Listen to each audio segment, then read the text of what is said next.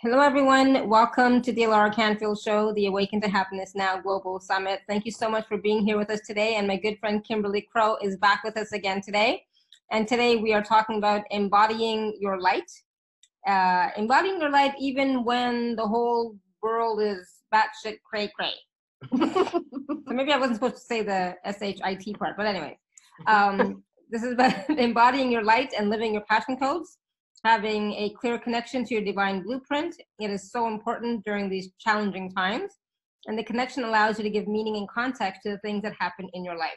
So embodying your light gives you stability when the world is batshit cray cray. So Kimberly, welcome, welcome, welcome. Welcome back to the show. Always so much fun. Always, so many different processes come through whenever you're on the show. And I know, again, right now, I'm sure there's more stuff that's going to come through, or you have an idea of what you want to talk about. But, this whole thing about embodying your light, it is so critical right now, especially because of all the changes that are happening, all the energies that are flooding onto the planet. And then the next couple of months going into 2020 are going to be crazy. So for me, that, what that means is embody your light, bring in more light, be fully present, right? And go deeper within, but not from a place of, I have to heal this. No, just go deeper within to know who you are and create, right? Yes. Today I realized that 83 more days, we're going to be in a new decade. Mm-hmm. Is that like crazy? 83 more days. And the 83, that's 11. So we're in there's some kind of master number going on with everything. Yeah. Yeah. Yeah. So this, I never really know what I'm going to talk about when I come on here. We see what happens. But the energy that's been coming in, and we're always in these gateways and, new energies come in and being able to embody it. And when we stand in our own light and reflect that out, then we absorb the light that's coming in from the celestial, the cosmic, from all the support. And when we connect to the chaotic mind and all of that chaos that's going on, then it just clogs up our neural pathways in our own brain. It puts us into the loop. Like I was on a call yesterday or the day before, and the person got on and you could feel them just foaming. They were foaming with anger over nothing. It was like something stupid, and she was just blah, blah, blah, blah, blah, blah. And I was so sensitive that I thought, I can't even be in this. I've got to get out of this energy. So if you have that feeling, there's nothing, it doesn't mean it's your trigger, because that's where we've been at. And to go in and see, why is this triggering me? Or I have been, it's always, I go into all of that. There's a discernment to know this is not mine and I don't need to be in this energy. And all of a sudden, I was just crying. I mean, I could not stop crying. And I thought, what is wrong with me? And someone told her to breathe, and what was really there, and it was sadness. And I realized I had what she was separating from,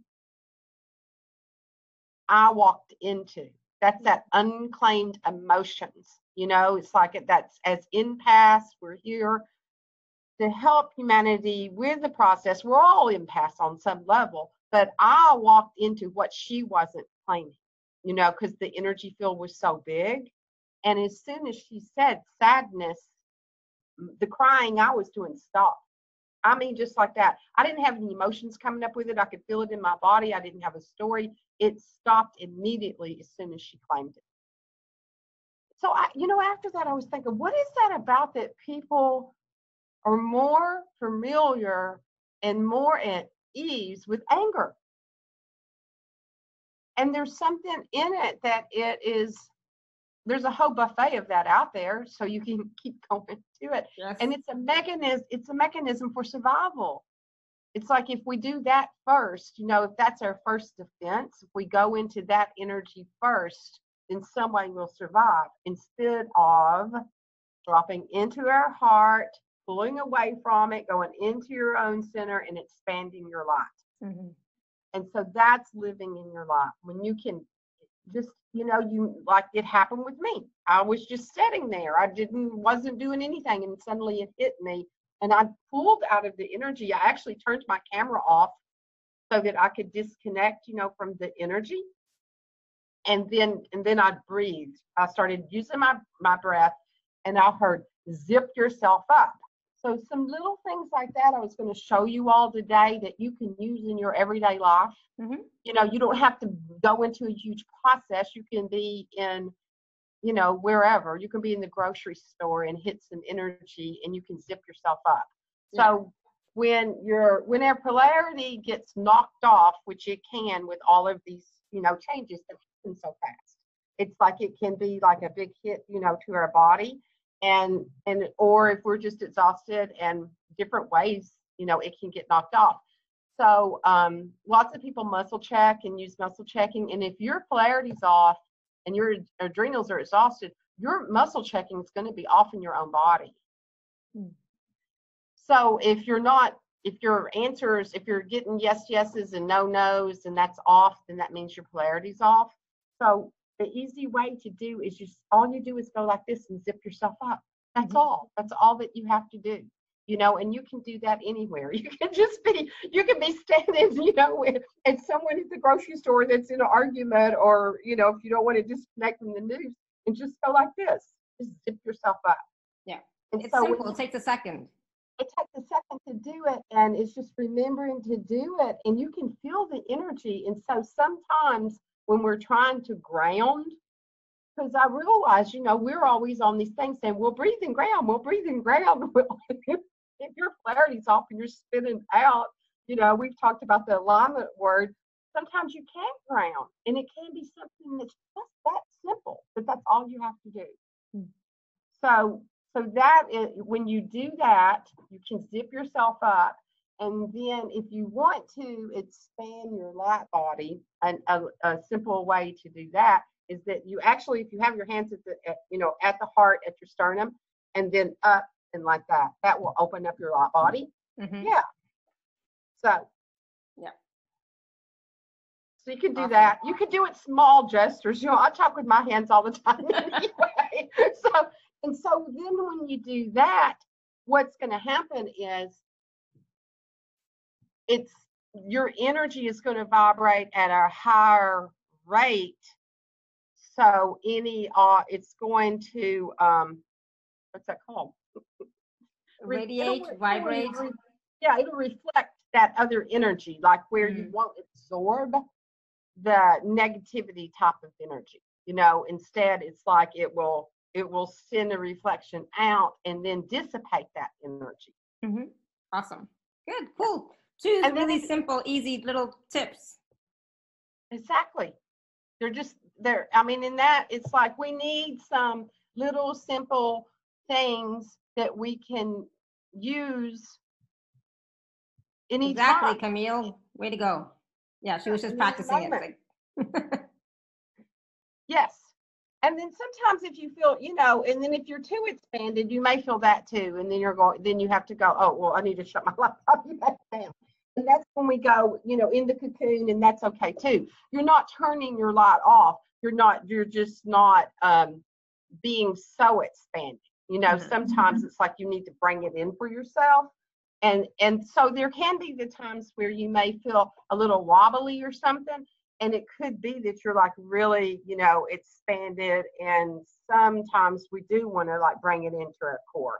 So you would just kind of bring it in that way to your core. And when I do that, then I take my hands down and connect.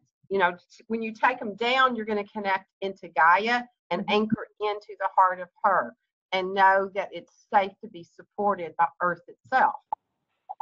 Right. It's really humanity that's not safe.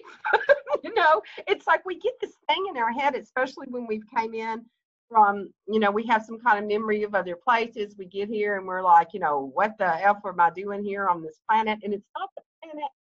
It's like she is the highest celestial light body that's out there, because she carries all of us. you know, in the way that she does, and produces sustainability for everybody. And sometimes people want to go out of their body and go to some other place when, you know, we are on a planet that carries huge light herself. And it's humanity and what we've done with their free will that has.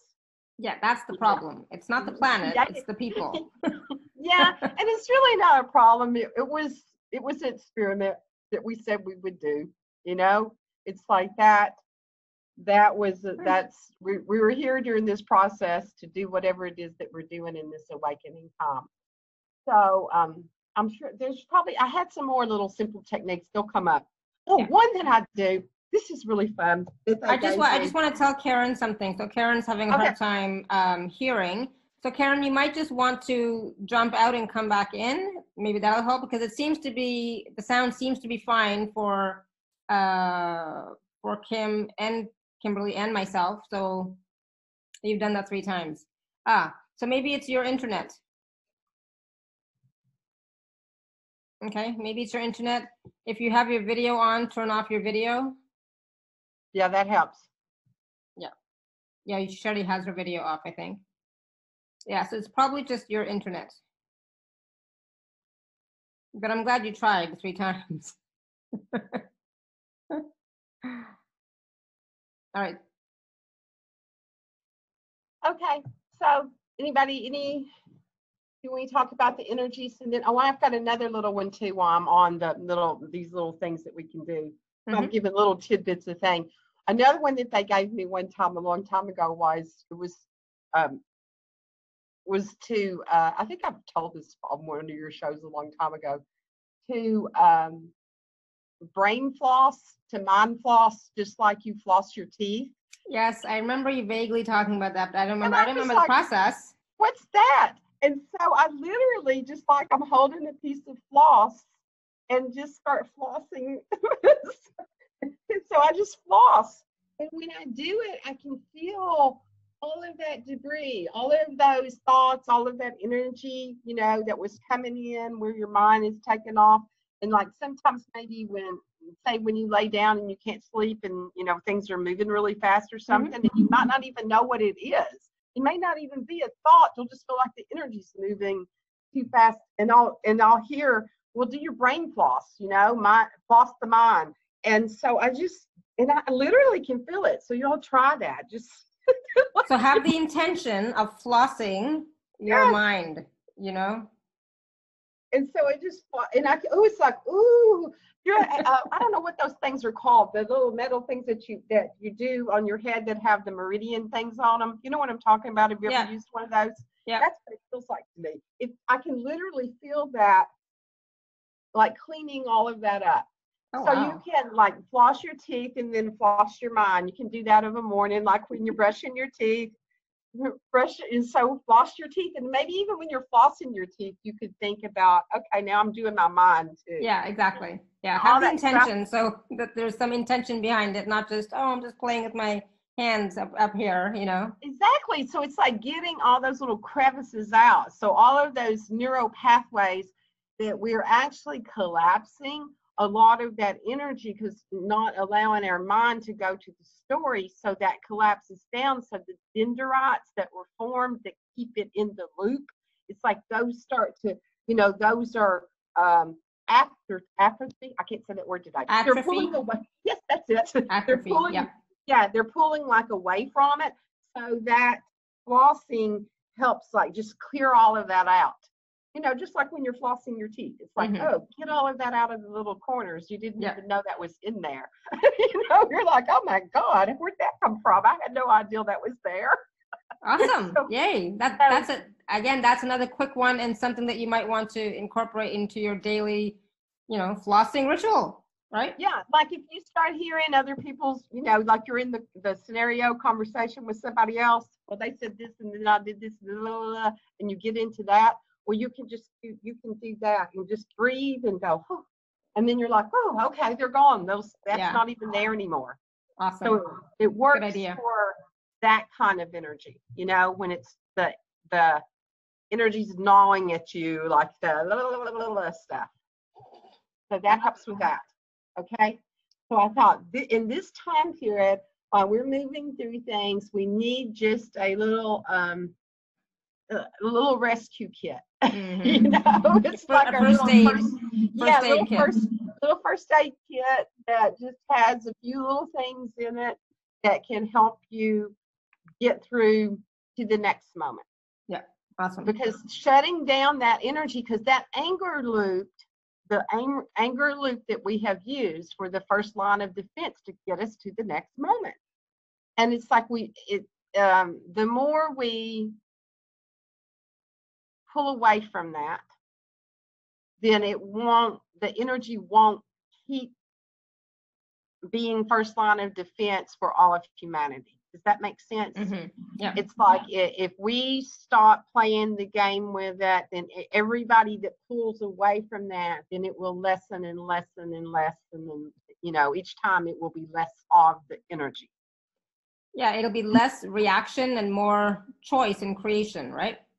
Right. And so if you're still in, you know, like a family unit that you're functioning with other people, and if that's one of the patterns that happens in that way, or someone at work, or, you know, anywhere that's the first line of defense, then when you stop playing it, that there's nobody for them to fight. Mm-hmm. There's nobody for them to come back at that with, and they feel safe.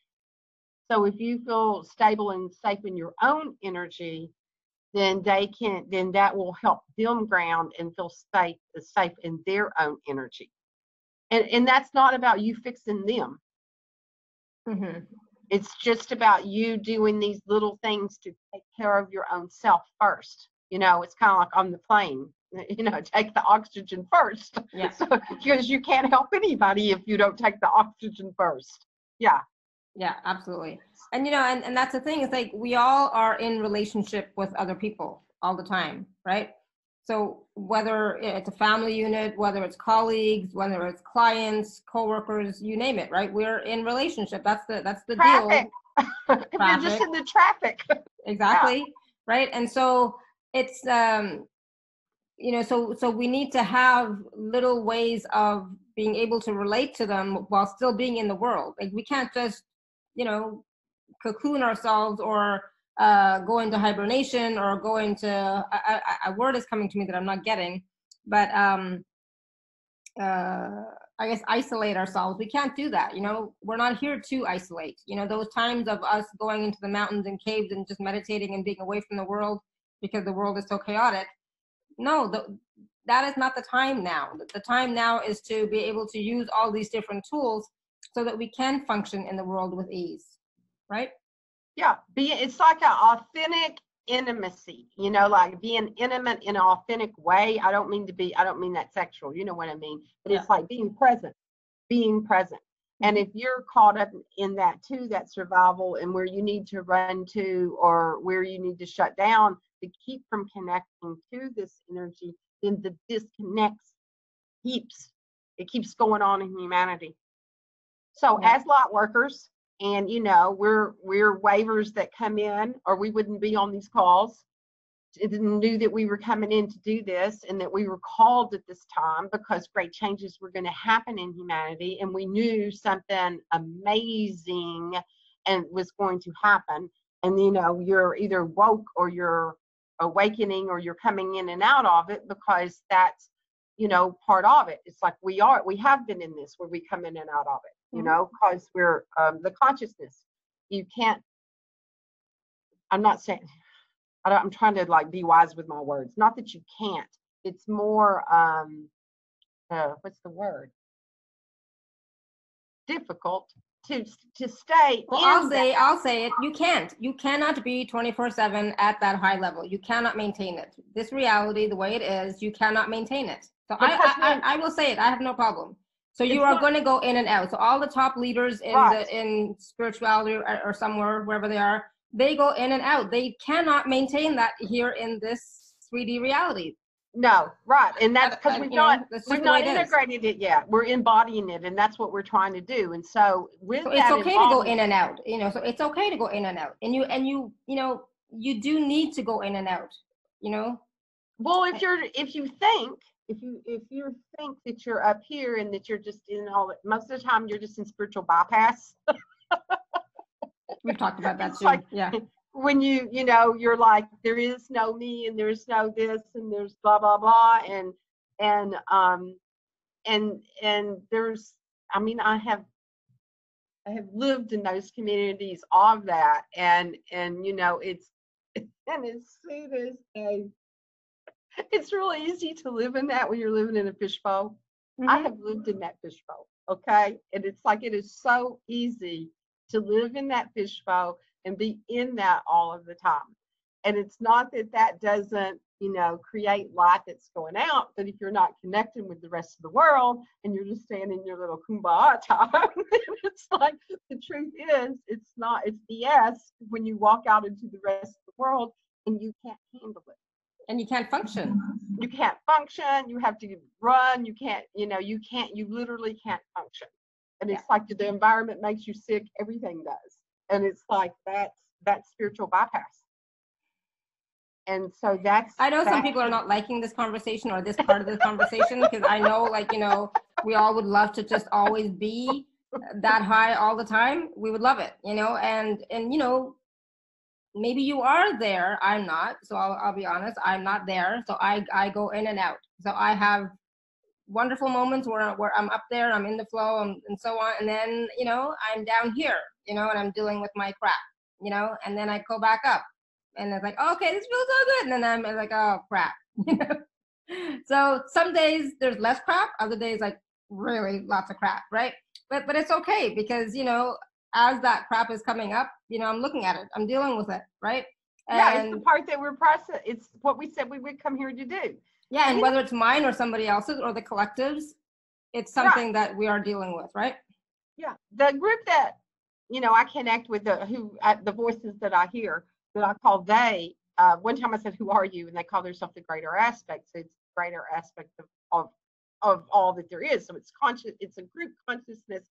It's all consciousness from all kinds of places. And so all of that's there for everybody, and you can tap into those different waves of consciousness. And what they showed me, so how when we work on all of this stuff and then we get hit all of a sudden again, and we're like, I already did this. Why is this coming up again? And what they showed me was, in the collective, they showed it to me like all that unclaimed emotional field that's out there. When people aren't claiming in, and it's just all this, astral stuff, that's debris that's out there that keeps being created. So it's like those street cleaners, that come by and sweep everything.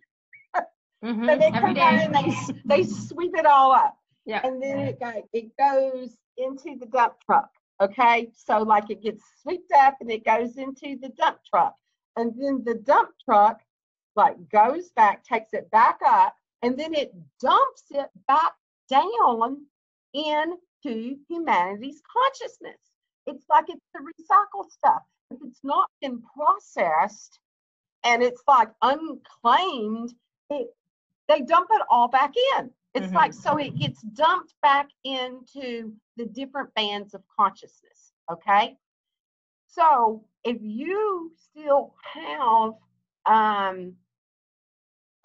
receptor sites to that is not in total neutrality with you yet. It could come from your own DNA. It could come from family stuff.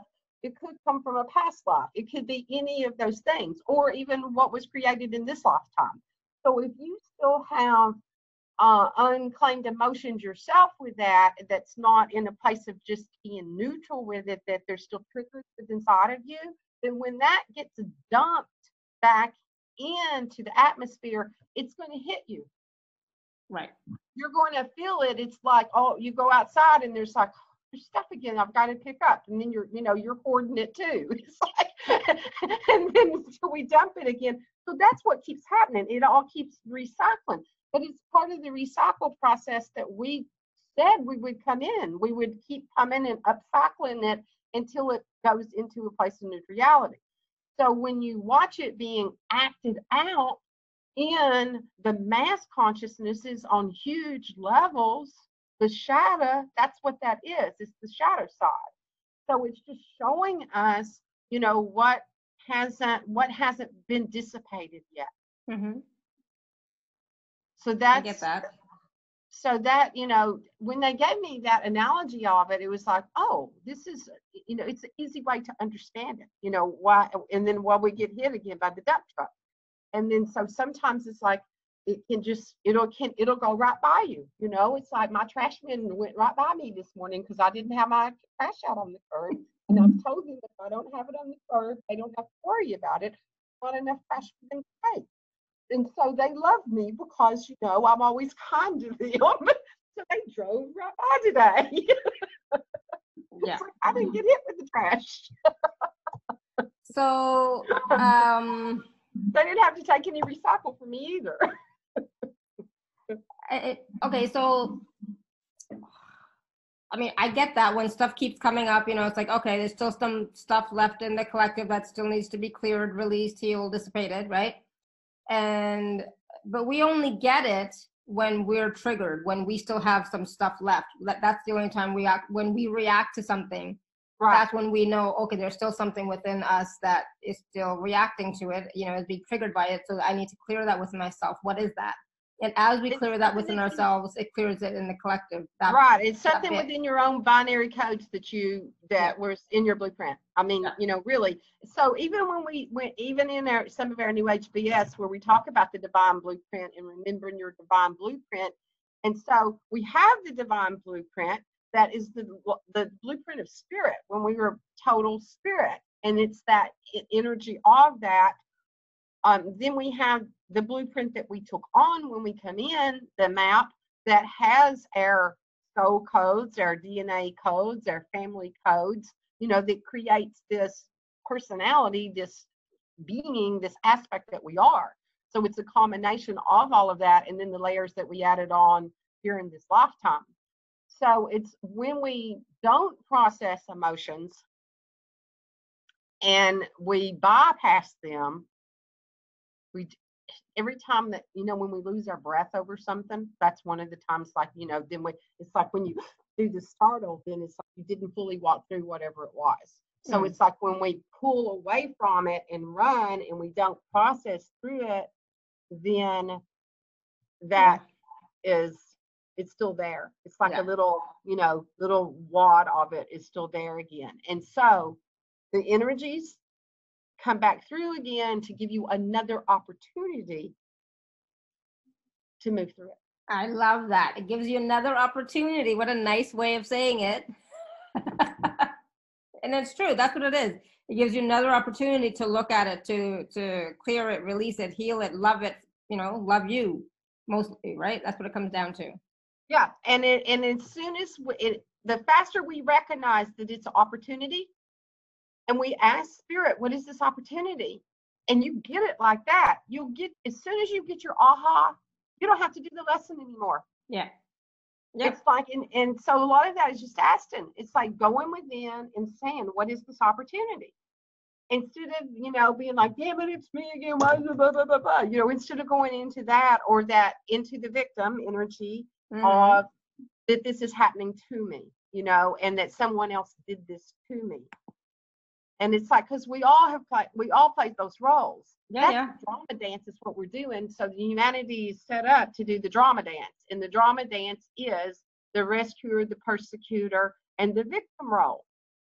And as long as we still have that within us, then we'll dance it. And if we don't have somebody else to dance with, we'll dance with ourselves. That's when you beat yourself up.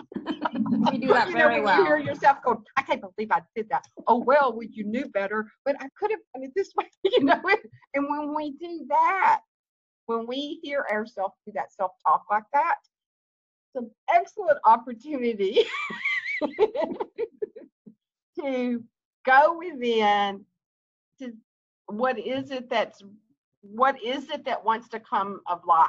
Yeah. So that part of shadow, the part of shadow is the part that sometime, whether you brought it in or it happened to you, in this lifehood, that you felt that moment of non-acceptance. and we shut it down. Like we come in and we have this, you know, house with all these lights on, and then somebody walks in and goes, "Ooh, why'd you paint that color?" And then we go, "I don't know." So we shut the door and we don't let anybody else ever go in there again. Yeah, absolutely. When I painted this wall yellow, my daughter came in and she went, "Mom, you have got to stop turning your house into a arts and craft project." Why? I like it. Why? I do too. And before she would have said something like that to me, "I love your blue nails. I saw them yesterday. I did your prayer thing when you were doing your prayer circle, and your notification popped up on my screen, so I went to see what you were up to, and I thought, I love those, and they matched your book." Yeah, they do. Yeah, exactly. Yeah. And I was like, I love that blue. It's kind of the blue that I thought I got to show her my toenails tomorrow. It's kind of the color that's on my toenails. I love that. But see, like, I just want to say this. If you would have suddenly said, "Oh my God, what color is that, Laura?" I was like, "I hate that blue." It's like, "Oh my God, it looks so yuck." I would probably like, "Oh, really? Oh, okay." So, and then I would hide and I would not show my hands. And I talk with my hands, right? And I would close down, right? And I would, you know, shrink, and then I would go get my nails done and not have any color on them at all. Exactly. So that's the parts of us, that's easy ways to explain when we shut down, if that's those moments that we shut some part of our light down, and it goes into the shadow. And so we start that early, as soon as we feel that non-acceptance energy. And so that's our protection thing. So we act out in anger, it pisses us off because somebody said it to us, you know, we withdraw. I hide. Or withdraw. And so when my daughter said that to me this time, I was just like, "What's she talking about? A world without color?" It's like, "Oh, like my," you know. And besides, it's like the color I had before was gray, and now it's like it goes beautiful with my red hair when I'm on Zoom. It's like, and it would have triggered me before. And it's like, no, you know, it's like, so something somewhere in there, I have my artist that wants to expand, you know, and play with the colors. It was like, I mixed those colors myself till I got the color that I wanted. I'm gonna be me. You know, I'm just gonna be me, whether somebody likes it or not. Right. Because so we can do that. We can mix our colors until we get the color that we want, you know, and that it's okay to live in that way. So that's the part. That's the shadow. And so the shadow then plays out one of those three things that I said. It either is the persecutor, the rescuer, or the victim. And your rescuer can be just as wounded, as messed up as the persecutor and the victim is. Because that wounded rescuer is getting its significance, and it will keep doing whatever that is to get its significance. Right. And that's when you get exhausted. You know, that's when your adrenals are exhausted because you're rescuing for significance, you know, over and over and over and over. So that's the game that we play here in our consciousness. And because that energy has came in through the mind, that's the way we were set up. Humanity's consciousness was literally set up in that way in the time that we have been in, okay? So that it came through the here, and it came through, and it went down through our central column, that energy did. When the duck dumps it out into the astral plane, then that energy goes shh, and it comes in. We may wake up with it, or maybe we dream about it. You know, we get up the next morning and we're like, "What is this mood about?" What the duck truck come through during the night. So it goes through our system, checking all of our energy centers to see what has been, you know, what part is closed down, what little, I'm going to use the word darkness there out of lack of anything else to say. What wants to be pushed out? What wants to be pushed out into the light? So it comes through and it does that. So then it then it hits the soul, and the soul says, "Oh, opportunity for expansion. Let's take the human through this. We'll bring it to them today so we can expand." Awesome. That's what it's about. It's all about opportunity. So then the human brings in the experience to go through for that opportunity. And when we start being aware of it and get our aha, then we move through it faster. And that's like even when we're manifesting, And so we were really clear, you know, to go this direction, and this is what it is. And then we do the stuff, and then it's just over. It's gone. We didn't even have to live that out. And so sometimes there's a part of us that thinks, well, what happened? Where was I not clear with that happened? You don't have to live out that experience anymore. It changes that fast. Mm-hmm. Because maybe that was another rabbit hole you were going to go down, and you needed that rabbit hole to go into Alice in Wonderland for the moment. And it's like, oh, I don't have to eat the cookie. I don't have to eat the mushrooms. You know, it's like you got the aha, and so then you don't have to have the experience. And sometimes when you get the aha, you don't even remember after you get the aha what the story was. No, you don't. You it's know, like, I love that. It's like, I don't know what it was, but it was something, but I got the aha and it's all gone now. So it's all yeah, good. exactly. You can't even recall it to tell the story. Yeah. And then if you sat with it and like with us, you know, that we're here to remember and to hand the experiences out for teaching, you know, then sometimes you can pull it back and you can tell there's no energy charge with it. When you can tell the story and there's no charge with it, and you're handing it, you know, you're sharing it with others, but for their aha. And it's not a place of significance. There's a difference in it when it's a sharing from the heart. Yeah. So where we're going, the mechanisms that are, you know, humanity is going into what we have labeled as Christ consciousness, and it's the energy from the heart. And so consciousness, the less we play this mind game, and what's happening is consciousness is coming in through the heart first instead of through the mind first, and then down through the body to find all of the, you know, all of the things that it's been hoarding up to see what it needs to let go of. And it's like when the consciousness comes through the heart, then the heart is like teaching, it's the pure energy, and then it teaches it back to the mind, you know, like it brings it back into the mind for the clarity. And then that changes those neuroreceptors and those synapses in our own brain, where it's like that it doesn't even go down that story anymore. Like there's no train track to it anymore. And so that, and then the energy comes up and we're in that torus, like the energy's moving through us that way. So that's the unified energy, the unified chakra system. And it's like our chakra system's really going to be obsolete, because what the mechanisms that we were using, that was because we didn't know how to process and use the emotional energy to the highest octave that it could be used. We got trapped in it instead. And it's just the way humanity's been. Why it was set up that way, or if it got tinkered with, I don't know. It doesn't matter. But it's the game we've been in, and so that's what is changing.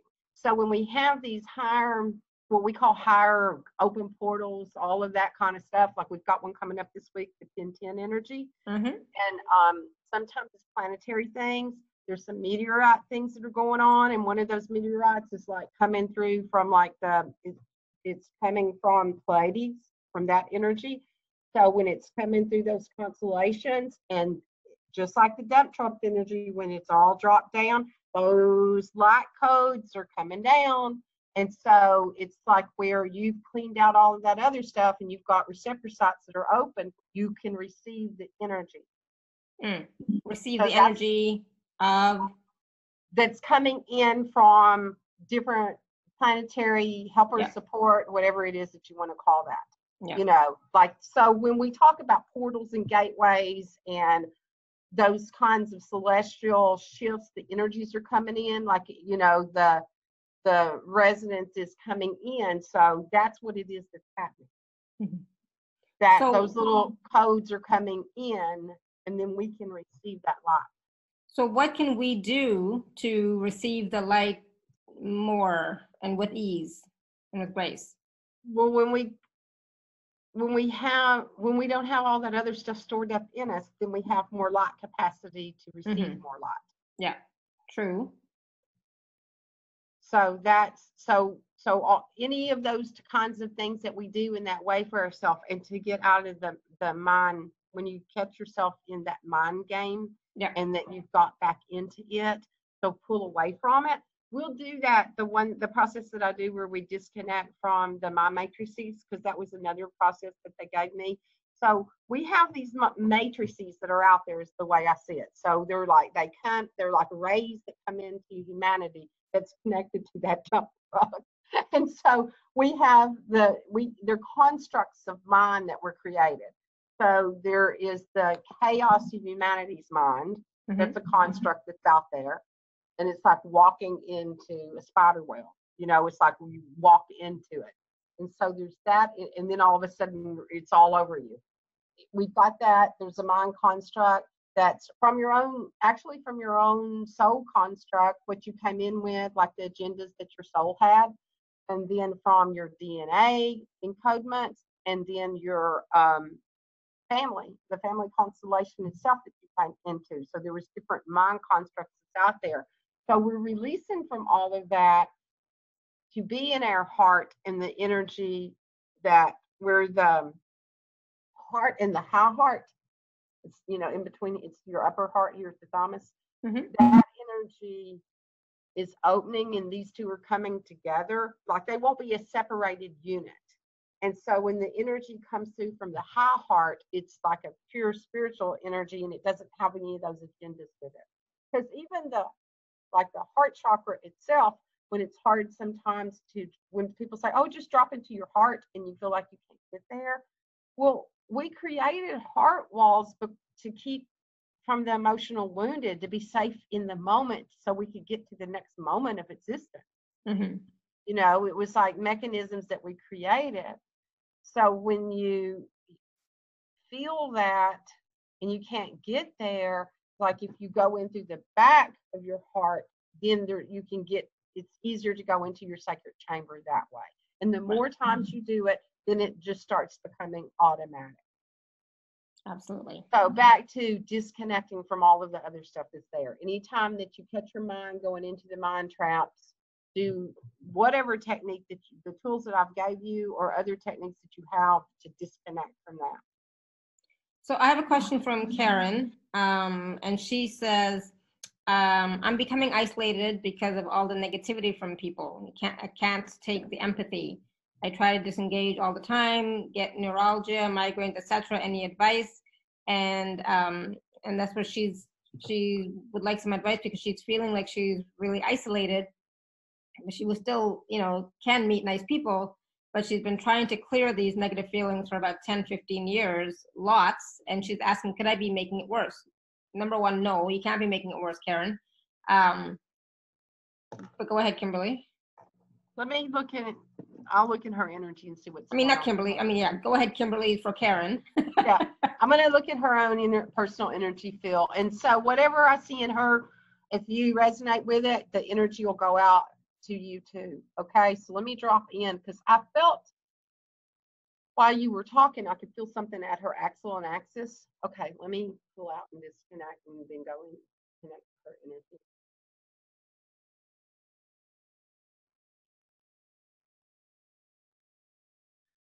Okay, so we'll do a download for everybody on what it's like to be safe on Earth, because there's an energy that doesn't feel like, she doesn't know what it's safe to be on Earth.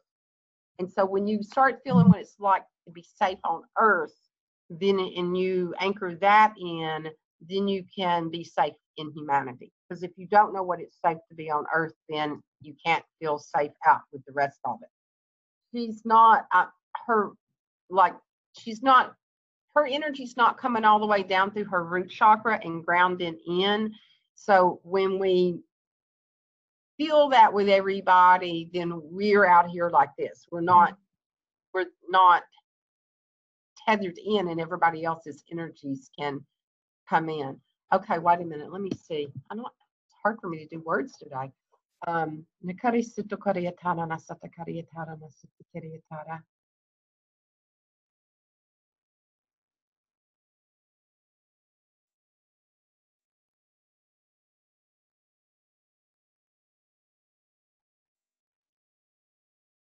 Feels like there was a lot of chaos in her family system. So if it wasn't, it's like somewhere her system's picking up chaos in family systems. I'm feeling a lot of energy at the sacral itself, like trying to run away and get away from it.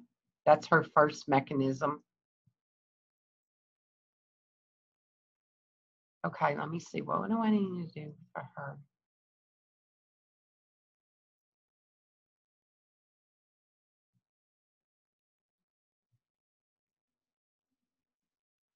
Actually, her connecting to nature is going to help her. That's one of the things that she's not getting enough connection to nature itself. That's going to help stabilize the energies. Okay, let me do this download for everybody right now on what it's like to be safe on Earth. Okay, so just breathe in. We're going to download the essence of that, the knowing and feeling and understanding of what it's like to be safe on Earth.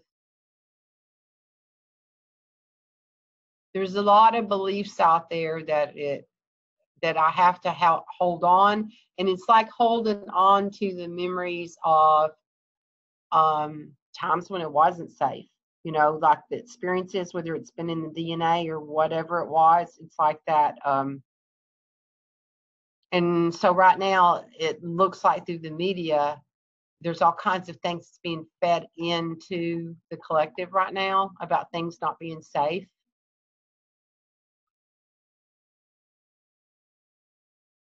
So I feel a big fear within the whole collective of this whole group of letting go of that, of letting go of that it's not safe to be on Earth. But like they're holding on to it like security blankets, because if I let go of this, then what if something happens? And then I knew the whole time, well, if something happens, then it was time for us to leave. We don't go, I mean, we just go into the next existence.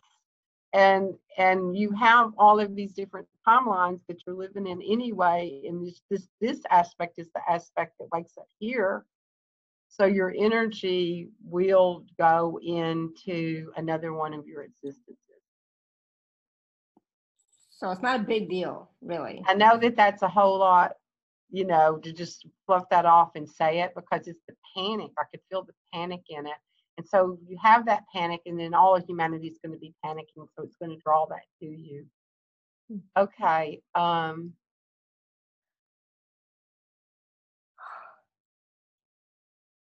I'll do some more processes with that, because I'm seeing some stuff in like the solar plexus and the root chakra. Feels like changing out the light bodies again. I think we did that last time on here. We got just pushed out. You just got a whole new, it's not about repairing anymore, is what they're telling me. It's about receiving the new light codes. Mm-hmm. So I'm hearing for her to open up her light body when she's feeling like that, and then ask to be downloaded with the next level for herself. So Karen, stay on the call. We're going to do some more processes, but you know, afterwards. She can see if that made any sense. Did you all feel that the energy of being safe to humanity? Did you feel the shift come in? I was yawning, so yes, still yawning. So yes. Yes, Lisa says. So there was also a question from Linda. How do we influence those who are negative that want to impose on our goodwill? I'm assuming that's the question. So somebody who's negative is imposing on us.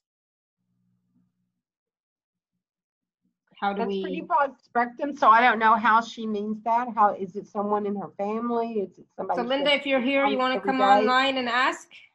Sure. There you go. Go ahead, ask. Yeah. Hi. Yes, it's somebody in my family that does do that. And it's not just me, it's also my daughter, and she's being imposed upon too, quite a bit.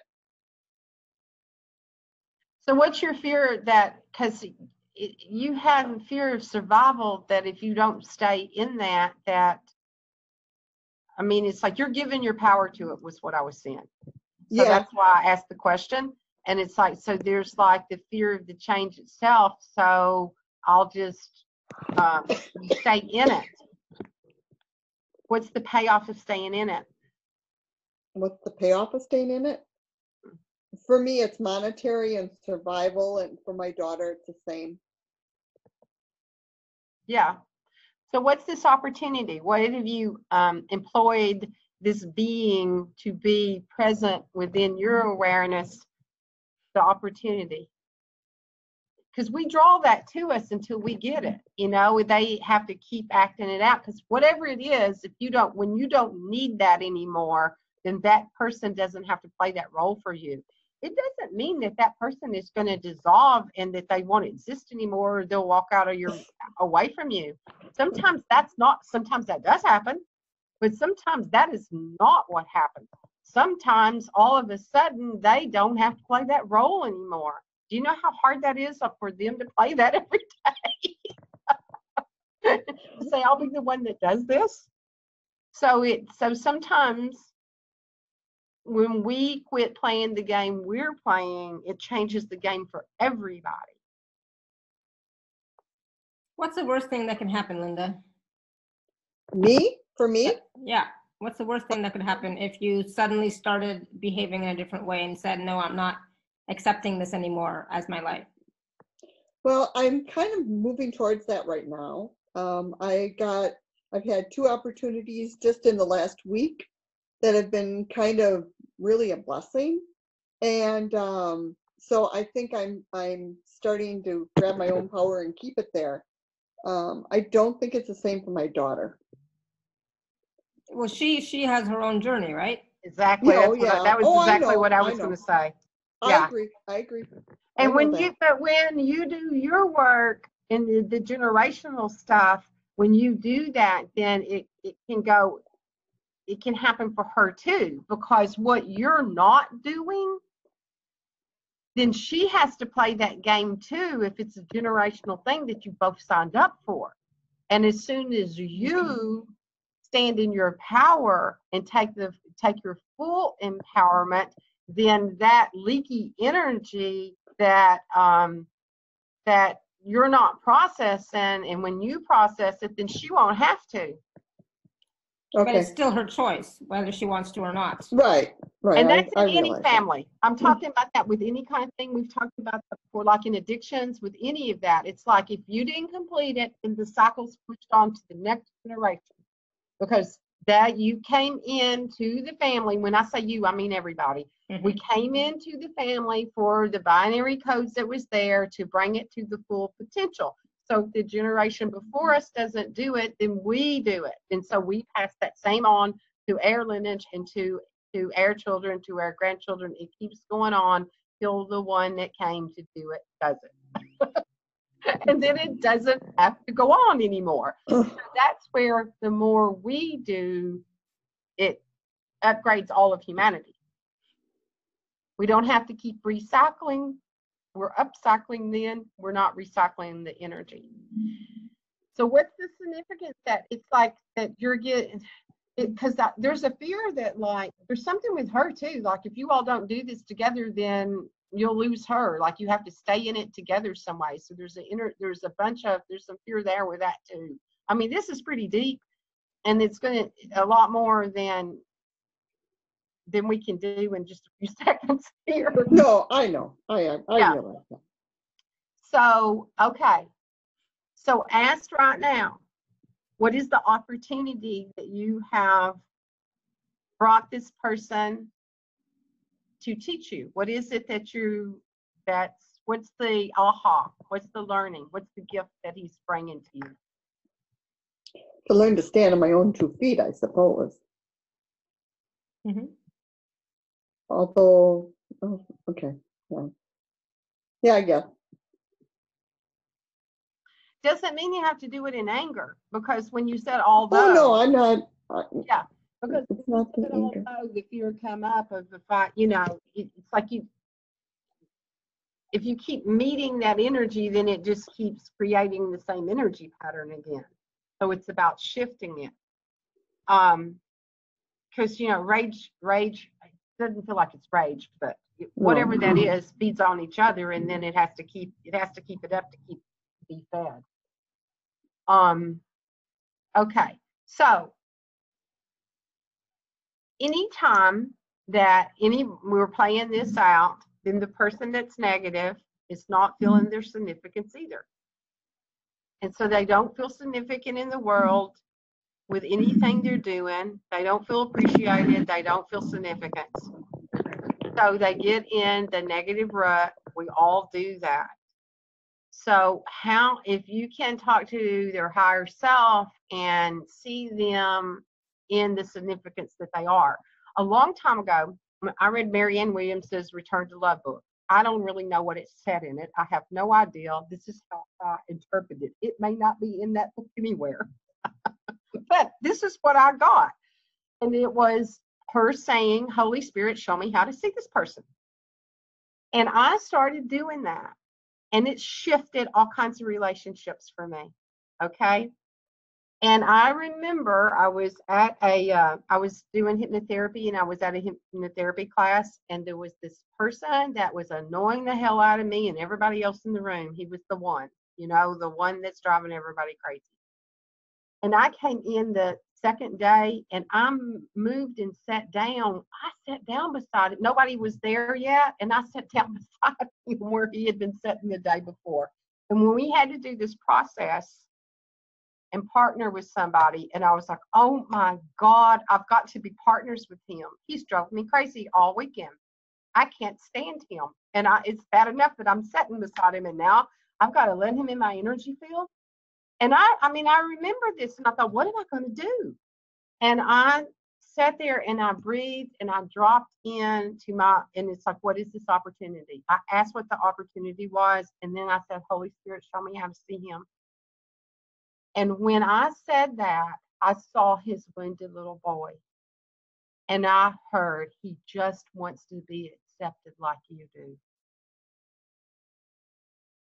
And when I felt that, and the little boy that I just kind of took in and hugged him and sent all this acceptance energy to him, that man changed in front of my eyes. He was no more showboating and trying to do whatever it was that he was doing to get attention. It changed for the rest of the people in the room. No, he still drove everybody else crazy the rest of the weekend. It never affected me again. I didn't even notice if he was still doing it anymore. He wasn't doing it with me anymore. He wasn't trying to impress me and tell all of these crazy stories anymore. It was like it just stopped. I could have a real conversation with him. He ended up being a really dear friend of mine in life. And he was one of my cheerleaders. He sent people to me all the time.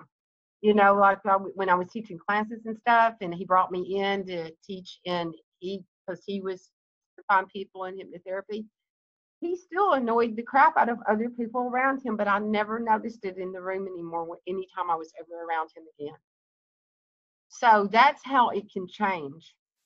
It can change for you, and you can be in that energy with that person and not even notice it in them anymore when you take that opportunity. I love it. Yeah. And it was that easy. That's all I said was, Holy Spirit, show me how to see this person. And I saw his woundedness. And when I did, I had compassion for him. Is what happened to me. Yeah. When I saw his little boy that just so desperately wanted to be accepted. And in that moment, I remember my heart opening and having all this compassion for him. And it shifted. So try that, Linda. And that's the easiest way we can all do that. Because when we're in compassion, because if we're still in that defense mechanism, then it keeps the game going. Yeah, absolutely. And so it's that fear of survival, fear of this. They're going to have more power than me. They're going to win. They're going to be right, and all of those things. So we set that up in families, and we keep that going over and over and over. And family's the hardest one. That's why they're your family. So. Don't you think so, Laura? That can be the hardest challenges. Yeah, it's all good for me now, but it was. Why do you think I ran away from Canada and moved all the way to Austria, get away from my family? And sometimes that's what we need to do. It's a reset point. It's okay to do that. It's okay to have that reset point. And that's having discernment and knowing, I just need to break from this. I can't do this same game over and over and over and over. because and if when you do your work like that, you will notice it's like sometimes you'll do the work, and as soon as you do, the phone rings and you look down and it's that person. Yeah. They feel your energy not feeding them anymore. When you decord from them, they know something happened. They don't know what it is themselves because they're wounded themselves, but they know something happened, and they'll try to hook back into you. They'll try. I've been lucky. I've been lucky ever since I moved back here, and continuing to do my work and so on. And then I've been back to Canada a couple of times, and all my relationships have changed with my family. It's great now. It's like it's so great, and but a lot of work, a lot of work. That's to be sure. So there's a question from Randy. Randy's asking, do you have any wisdom, beauty, and profundity that you can share about eliminating any need for psychic self-defense, courting, something, and black hole type energy experiences? Well, that's what we talked about the whole day. So you can take everything that we've talked about and translate it into that. Because all of those planes of existence and all those planes of consciousness are out there. And it's not that it's not there, but when we give it attention, then it's going to connect to us, and we're going to be courted and hooked and all of that stuff. Because we cannot be hooked or courted unless we allow it in. So there's some part that's allowing that, and sometimes we get trapped in that. I mean, during the awakening process and going through different levels of consciousness, because I came in to experience all of it, so I would know what it was. And so, I went through those different time periods of different stuff. Like even, what the other day I was hearing somebody talking about like disclosure and, out there fighting in the astral plane and all of that. You can do that all day long. Mm-hmm. And it's like, as long as you do it, it's going to show up for you. And then when you go, I can't forget it, I'm going to a different level. I'm changing the game here. So it's like turning the page on the book and choosing not to be in that energy anymore. So it depends on what your focus is, right? So exactly. I mean, I don't focus on that stuff. I know it exists. I know it's there. It's a part of reality, right? It's part of creation. It's part of existence. Right. Awesome. And it may be somebody's job. I'm not saying that it's not some people's assignment. It may be. It's not my assignment. And it's not mine. And so that's not my focus. I don't focus on that, but I know it's there. And when it comes to, protection, I don't really do a lot of protection stuff myself anymore. I think I did at the beginning because that's what I was told by all the teachers, right? But I really don't anymore. I maintain my energy, I clear my energy and all that kind of stuff regularly. Dropping into your heart and doing compassion is the biggest line of defense that you can have with all of that, with all the energy hosts and the sucking energy of everything. Because I'm lucky. In the 90s, when I first started doing energy work, I had a teacher that said, how do you feed an energy vampire? What's your first line of defense to an energy? And everybody was answering all of these questions. And she said, you give it love. And when it receives love, then it won't need to be fed anymore. And there are energies out there that don't want to convert. They want to stay in the dark. They don't want to go to the light. But when you stop playing in that, they won't come to you anymore. Like it's like they won't come anymore. It's like that won't happen anymore when you change your shift to that. I was going to say, it's not about putting your head in the sand and ignoring it. No, it's not. But it's about what is your intention, right? So, how does that, and it goes back to ask yourself, how is it giving you significance? What's that about? And honestly, and sometimes you can have portals open in other dimensions that you didn't close. I don't know if he did drugs or anything like that, because there's a whole nother game if there's drugs involved. And that can even that's drugs. Else. Yeah, but it causes holes in your aura.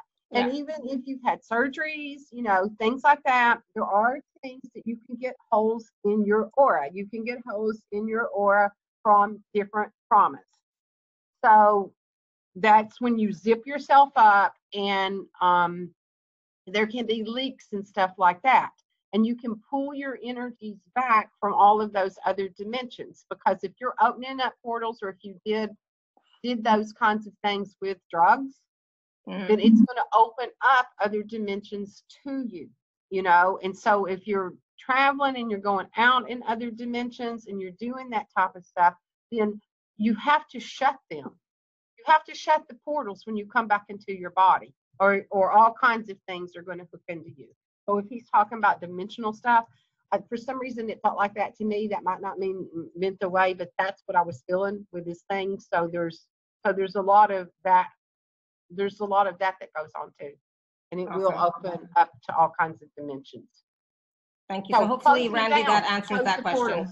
Close the portals. Yeah. So Delight has had her hand up for a while. Delight, you want to unmute yourself? Hi, dear Laura. Hi. Hi, Kimberly. Hi, everyone. Hi. I think I need help with somehow I want to stand up into my own power, and somehow I'm afraid to get punished. And it's like the whole time I have to be careful with others to take care of them, so everything is fine, rather than to be in my own power and to do what is best for me.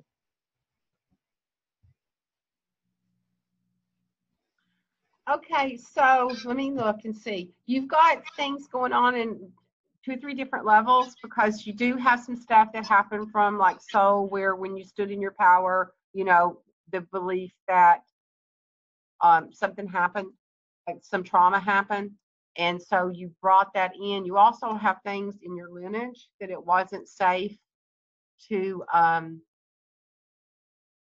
speak up, like the energy imprint is in you in that way, in your lineage.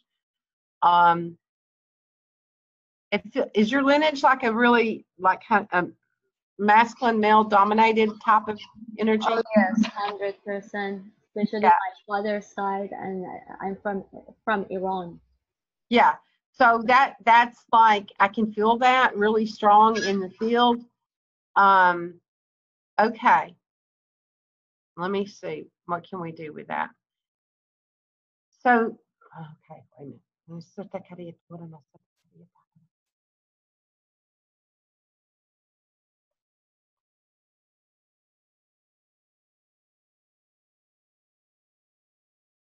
Yeah, it's not safe to be you. It's like not safe to, there, like even the energy coming in, like your birth, everything, like it's not safe being a female. It's not safe being that here on earth, in the culture, like in your family, like all of that energy's there in your code. So a lot of other people probably have it in different ways too. And let me do a group activation on everybody to clear that out, because that's what's got to leave, because that's that old dominating masculine energy, that it's time for that energy to be reset. So you came in to help reset that energy, and that's exhausting for them too, to keep the energy up in the way that they've had to, you know, until this change happens. And we're in this energy right now, that the energy that's coming in on today and tomorrow and through the 10th through this is that standing in our own power. And it doesn't mean we have to go out in the streets and fight. It's not that standing in your power that way, but it's more about manifesting what it is that you desire, and to focus in that way. And that when we start connecting to that instead of what's not, and what we have to, what we've had to fight for, what it has been, it's kind of like just move into, it's retraining the brain in a different way, and to use our focus into to connecting into what it is we want to create and what we want.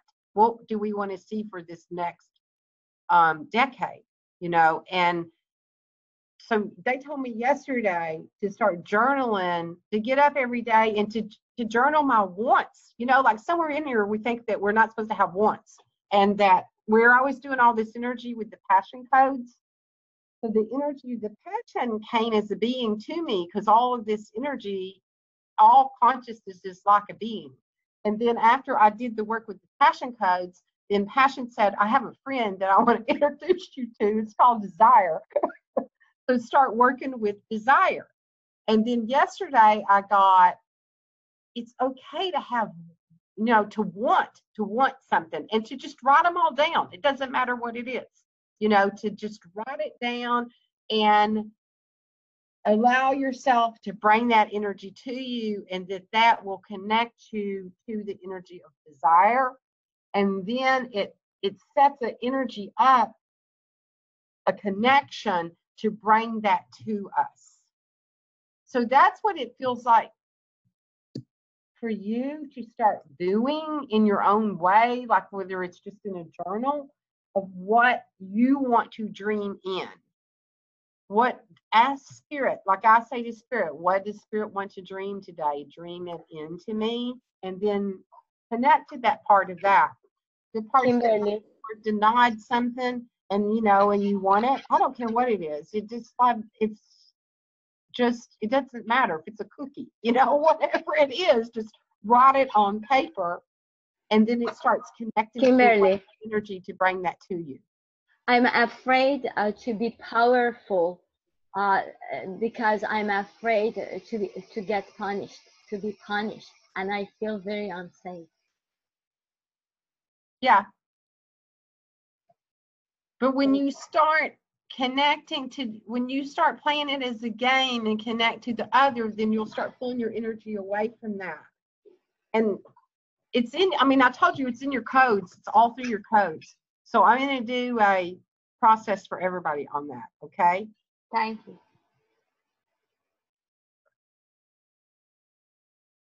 Okay. You know, there's the traumas that are, I mean, that were real traumas, you know, real experiences that people go through. And that it's like there's a whole post-traumatic stress, you know, within your system. And those, I mean, that's real, you know, it's like we have the energies of that it did happen. It's real, you know, people have had their heads cut off. And it's the part that it's like it's real for speaking up for who they were. So that's control, and that energy wants to stay alive by keeping the fear. And so by feeding it the fear and staying in the fear, it gets to stay alive. Yeah. So when we start pulling away from that fear, then it will no longer exist within you. That's the same as what I've talked about with everything. I mean, this is a bigger story, but it's the same thing. When we start reducing that within us, then we won't carry that energy anymore. But in some parts of the world, it truly is not safe. No, it's not. I mean, right? It's not that, yeah, but it's like, and it's not safe in certain, you know, realms of existences and stuff. Yeah. Because that energy, when you chose to come into a certain binary codes, lands, and areas, your soul said, I will come in there to be the one that changes this. Right. And so we chose to do that. So that goes back to everything that we've talked about. It's like, what was the opportunity?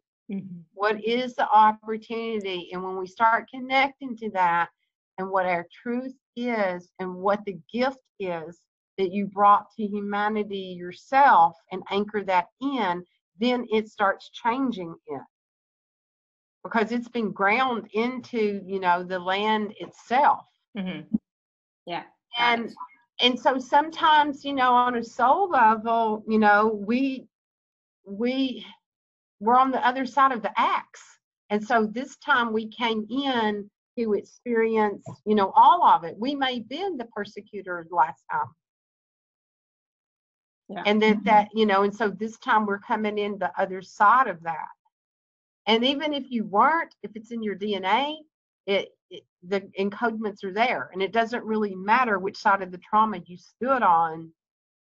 The trauma's there. Does that make sense? Were you what we call the victim, or you were the persecutor? Mm-hmm. It doesn't matter. It's the same energy when it's all energy. Mm-hmm. True. So there's so that's within her to find out what that opportunity was, and what did she come in to bring as the gift,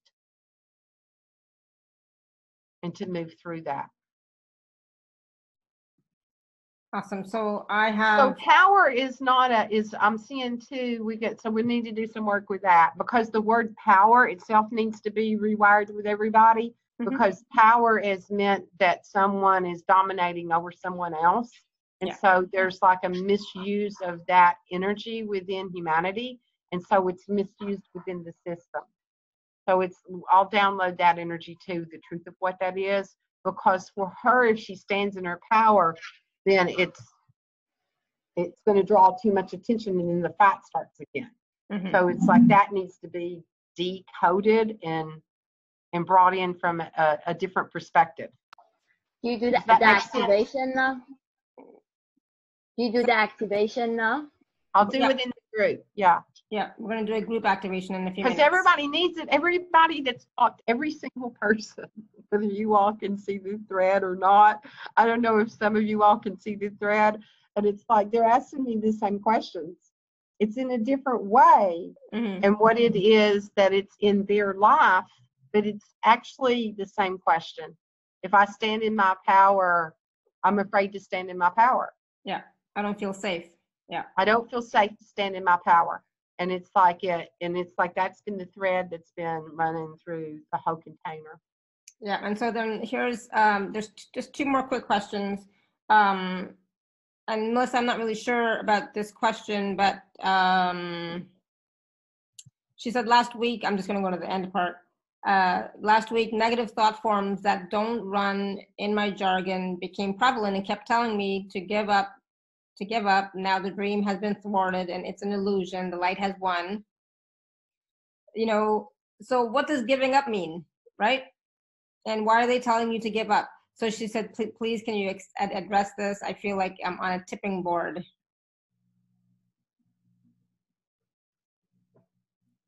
Because that feels like sometimes we get those flubbers for the day, like we walk into energy, and so there's energy that's going on. So I don't know what all she did that day and what she was listening to that could have brought that energy in. But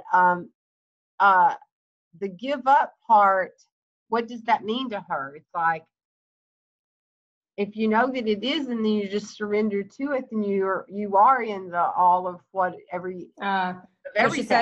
So she says, stop my healing teaching work, not doing any good anymore. That's not true. I mean, I don't. Yeah, and she says that that's not her normal. Jargon. Herself.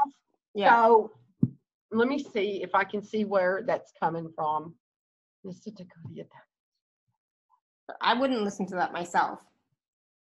That's all I'm saying. I would just mind floss. I would use the mind floss. Use the mind floss. That's a good time. That's an exact good time to use that one. Floss your mind when that, and then see if it's still there. Because if it's still there, then it is coming from somewhere inside of you.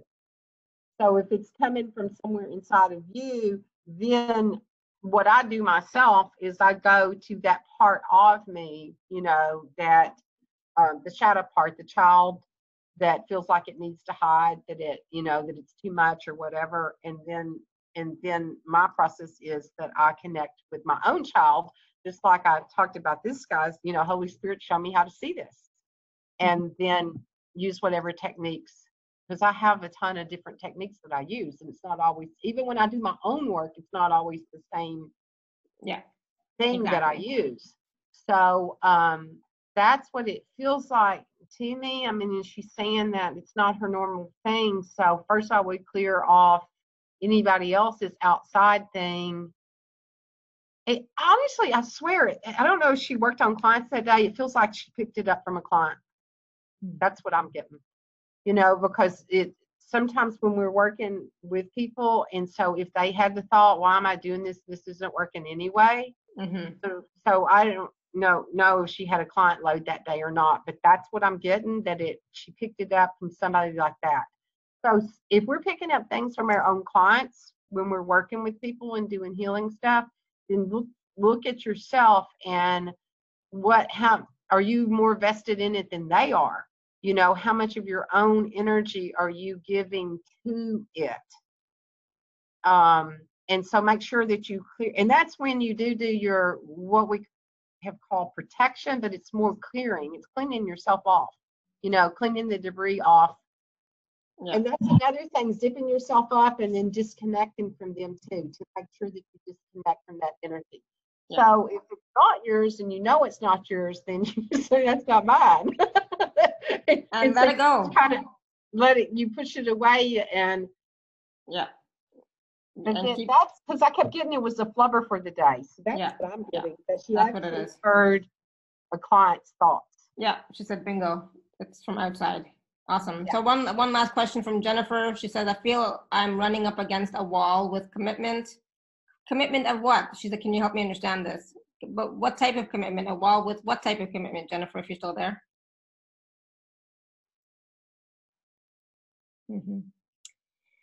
I'll let you tap in, Kimberly. So the question is, she feels like she's running up against a wall with commitment? Yeah. Can you help her understand that? I feel like I'm running up against a wall with commitment. Okay, let me see. Staying in my heart, being addiction free. Oh, well, that's a whole different ball game. Yeah.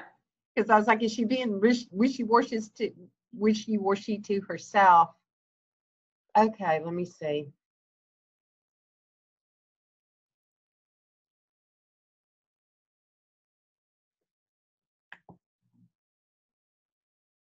There's an energy there, and that kind of goes with everybody too. That sometimes it's just easier to stay in what's familiar.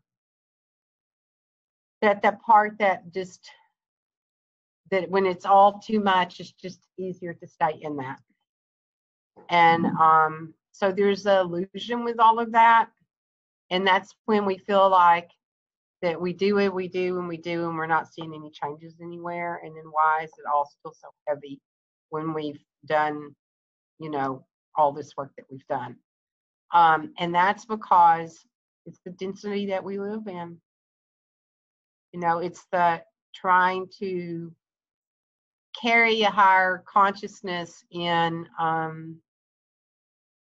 the levels of consciousness that we're in.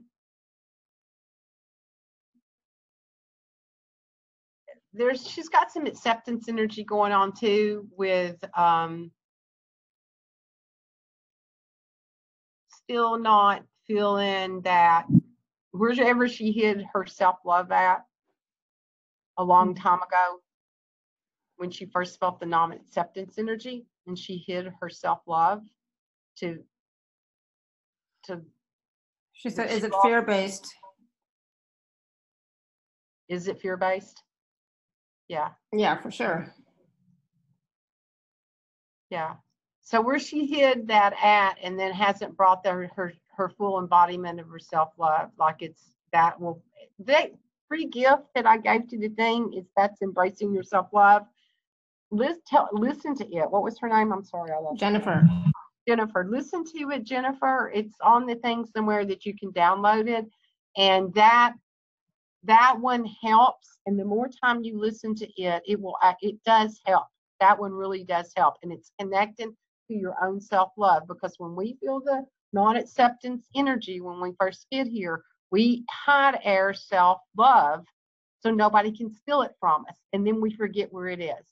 And so the addiction stuff, the world being too big, I mean, you're obviously an empath if you've had things like that, and sometimes that it feels easier to just stay in that energy than it is to embody that. But when you bring that piece of self-love back, then you'll be stronger with your energy, because she's still looking for that. Yes, she said, I have it. We'll continue listening to it. Okay. Awesome. Good. That will help. And also, Jennifer, listen to the MP3s that I sent you. I forget which one it was, but maybe the boundaries one as well. Okay, listen to that one too. Okay. I think that's the one I sent you.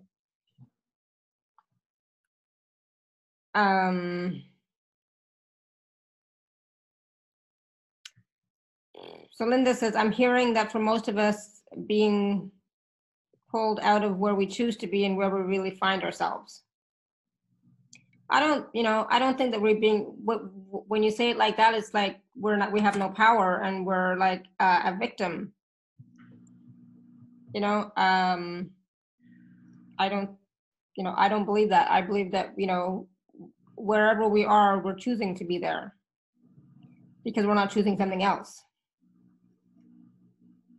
Yeah, in the long run, there is no such thing as a victim. The victim actually is the wounded one on the field. And it's bringing the energy to you to be empowered. And those roles that I talked about earlier, the persecutor, the rescuer, and the victim, you're going to play out one of them. And so that energy that's got labeled as that, it's actually the one that's sending out the light that's going, wounded one, wounded one. It's like, I need to bring this scenario to me to stand in my power. And so it's the one that keeps sending the energy out because that part of the inner child, the inner part has not got the part, it hasn't come out of the shadow yet. So it will keep playing it until it can do that. And so lots of times those energies do come in within the family constellation. That was the codes that came in with it. And then you carry them because it's the part that wants to come into full light. And when you no longer carry that vibration, that archetype is what it is. When you no longer carry that, then you get to play another game. You get to dress up in something else. It's like there's another dress up game to play. There's always something else to play. All right, so we're going to do the process, but before we do the process, I just want to quickly talk about the special offer. It's available at alara.at/show/Kimberly10. I'm just going to show it to all of you quickly so you have an idea of what it is. You all know what it is, but I will just share it anyways. So this special offer, like I said, is available at alara.at/show/Kimberly10. And there's package A and package B. Package A is 111, and it includes 3 live group calls, access to the private membership, and 12 days of transmissions. And package B is 147, includes everything in package A plus a 40-minute one-on-one session with Kimberly. So Kimberly, do you want to just talk about this a little bit? Yeah, the transmission grid, when I do that, let me see. There's a grid set up over here.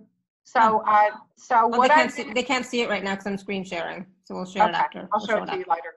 I can show it to you later. So what I do is on that one, your name goes on the grid, and I do like 12 days of transmissions to you. So what I do is I set and I connect with Gaia to the greater aspect and to the group consciousness. And so you're put on the grid. And so every day I connect to that energy and bring in whatever octave of frequency that will support you. And so it's transmitted to you, and it will just when I'll do them at certain times, but like last week they had me up at 3:30 in the morning doing them, so I wasn't like live doing it, but the energy will go to you. So you just set the intention for it to happen.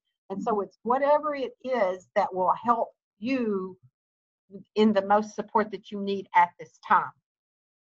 And so that's what happens with the transmission grids. And then you'll be on live calls with me where you can ask questions. I'll bring in transmissions. Usually I tap in to whatever is happening in. Oh no. Oh no, did I just lose?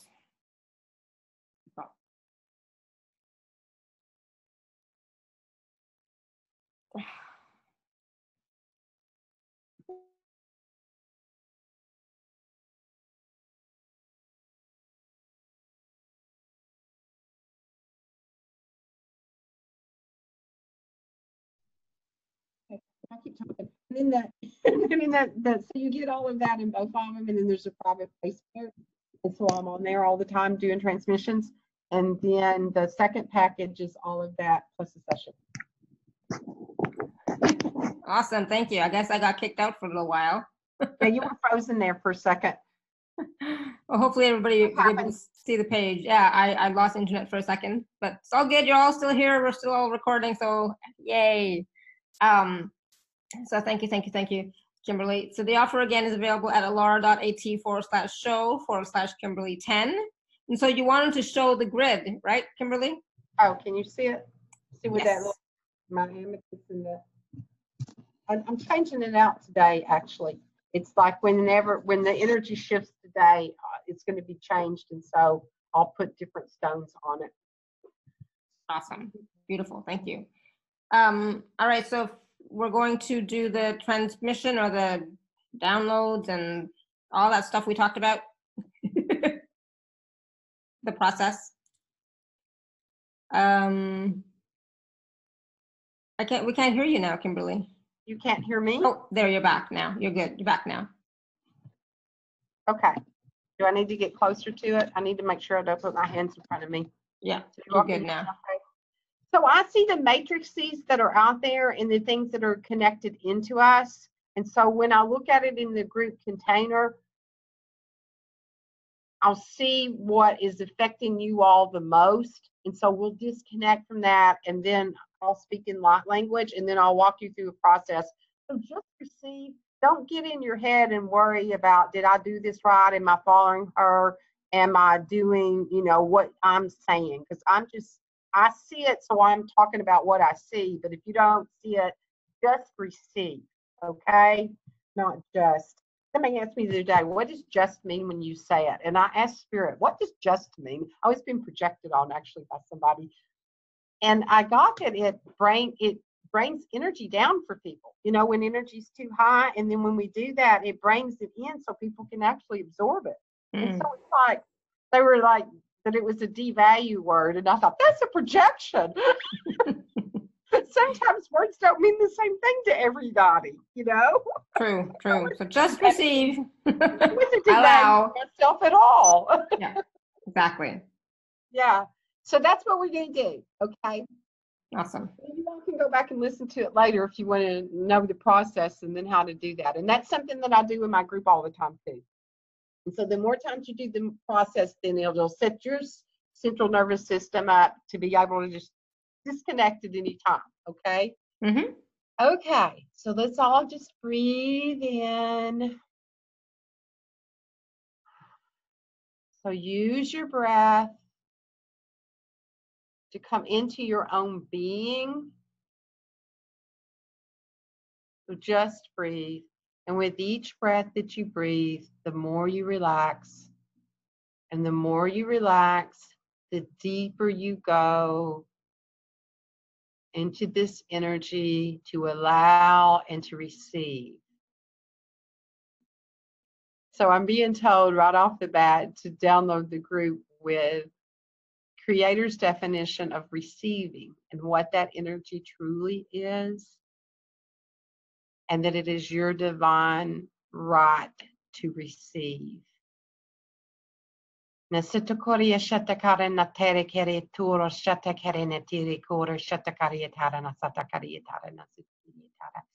any traumas around that word itself and what that has meant at certain times is being lifted from your energy centers and signatures and from your DNA encodements and that energy that was carried through your family constellation.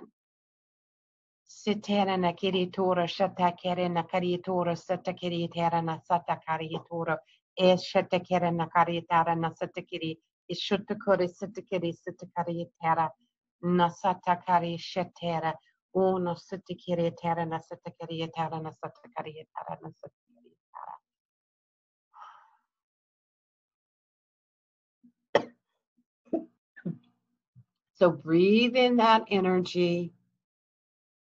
And so we're going to ask to disconnect from that chaotic mind of humanity.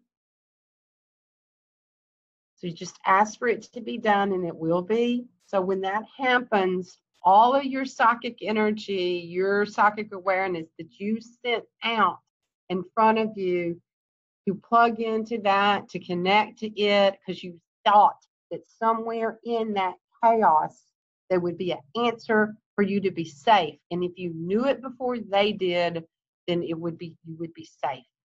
So we're going to release from that energy and feel your own psychic energy come back to you into your third eye. And from when inside is the truth of where your answers are and your own true discernment. So it releases you from the entanglement. So breathe that in and feel what that's like to come into your own awareness.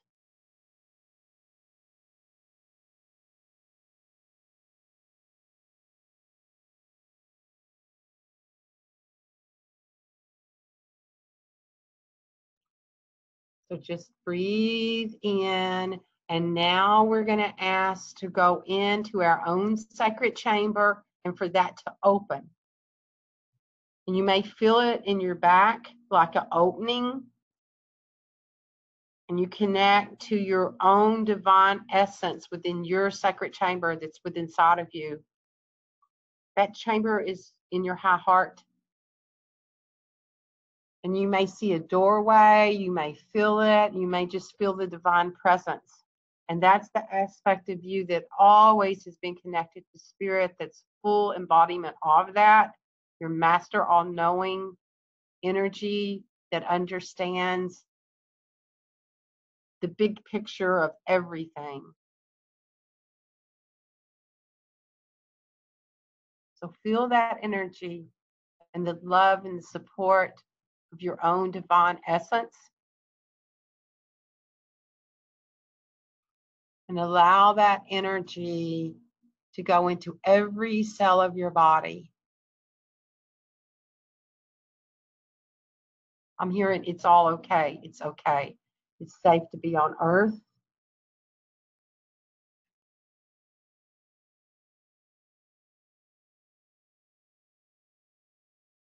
It's safe to be the gift that you are for humanity. And it's safe to be here in this time.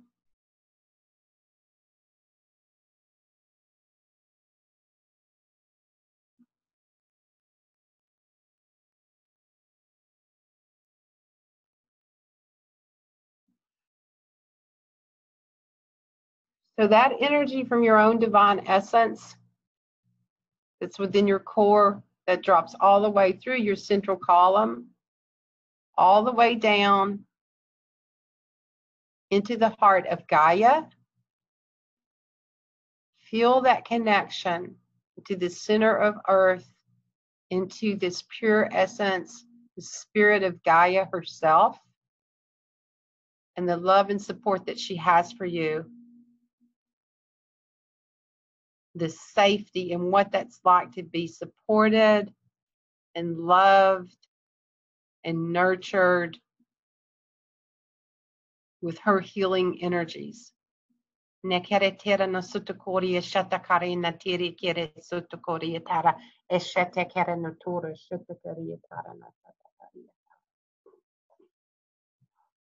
that energy, that connects together, and it activates it's a triple flame of energy.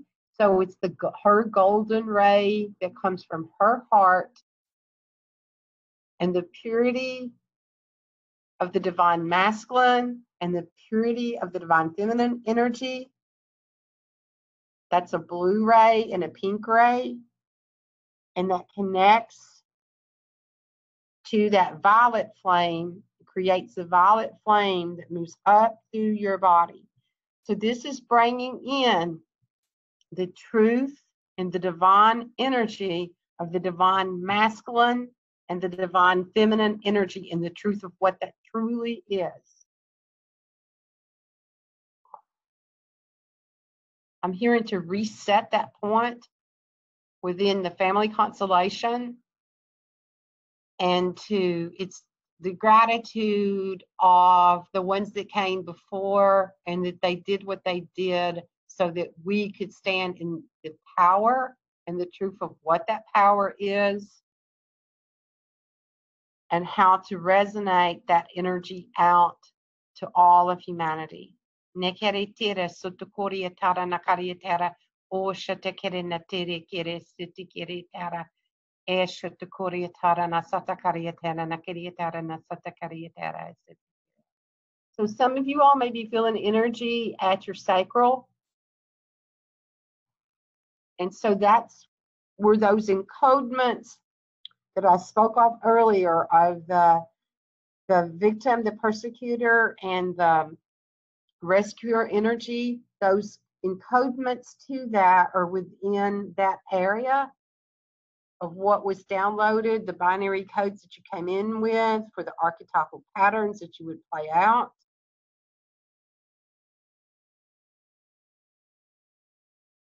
So we're going to ask for this energy, the highest octave of this, to reset and to receive the truth from your divine essence. And so it's like just a knowing. Some of you may actually get an understanding, but what these opportunities are for you, for this frequency to be encoded within your system.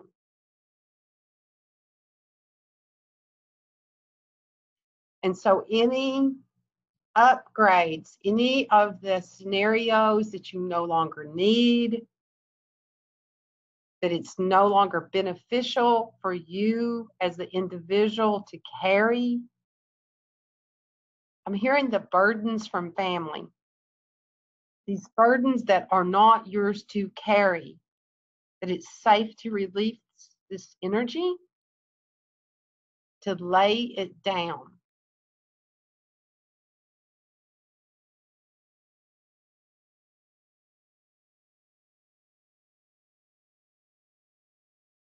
And so there's the energy of the truth of significance and the significance of your own divine essence. It's being transmitted into your codes to awaken within your being.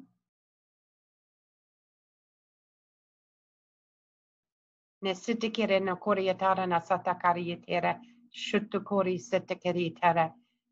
into your own divine timing. And it's safe to stand in that energy. It's safe to be true to yourself and what that energy is, the truth of that.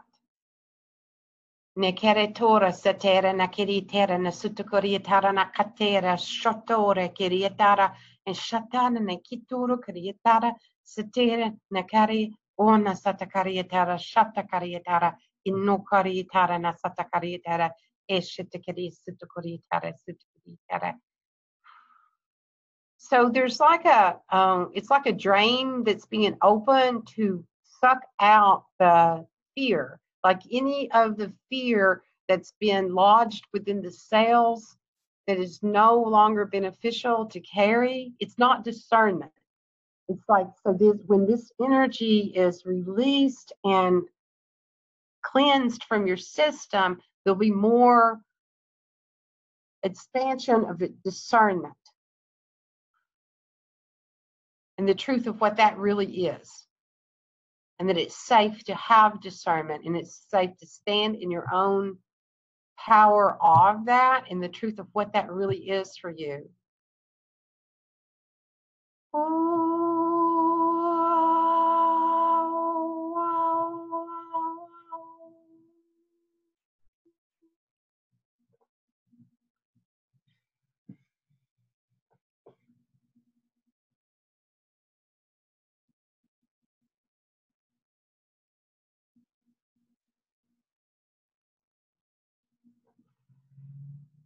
There's some old codes of entrapment, and it feels like that entrapment that a lot of people took on that energy in order to free it to bring it into a different octave of energy. So there's some old patterns of entrapment that have been just rutted in. Okay, let me ask, what was the significance to keep holding on to it? It's almost like a slavery kind of thing.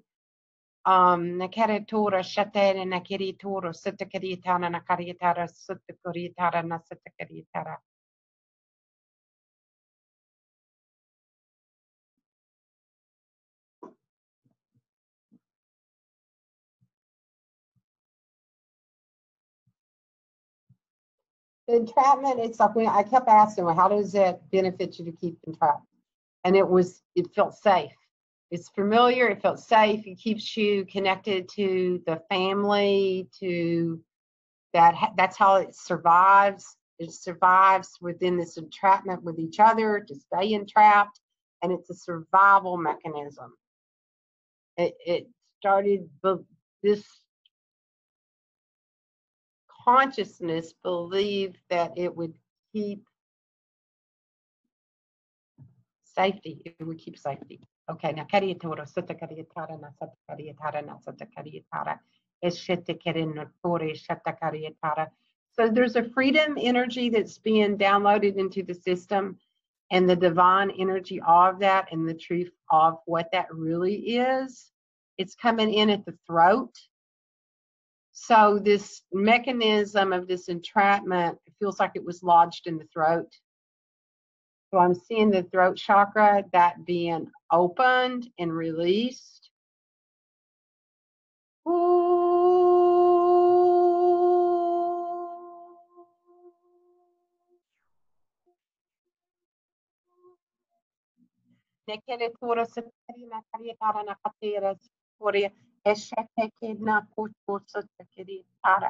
Makaria tara na satakaria tera na kariatoro esta takaria tara na satakaria tara o koria tara na satakaria tara eshete kena na kotoro na katara kiria tara na satakaria tara ishatari karia tara na satakatara unna satakata shatina o shatakara na tara kiria tara na satakaria tara tara. So all of those ancestral, I'll call them the primitive people, they look like petrified wood people to me. So all of those ancestral energies that kept that bound in the binding of that for the time that it needed to in order to survive, that can ask for that to be escorted out, and that you are no longer bound by this energy.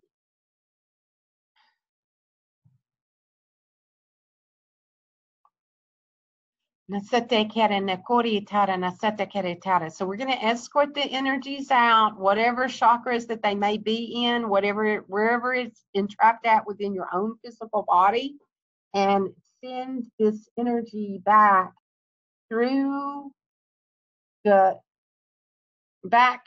portal to the energy where it was created from, and to shut the access point to that it's no longer a part of your pattern, and that it is safe to be your sovereign being, and the empowerment of being sovereign, and what the truth is of being sovereign, and what that really energy truly is, and how to stand in the energy of that, and to receive and accept love.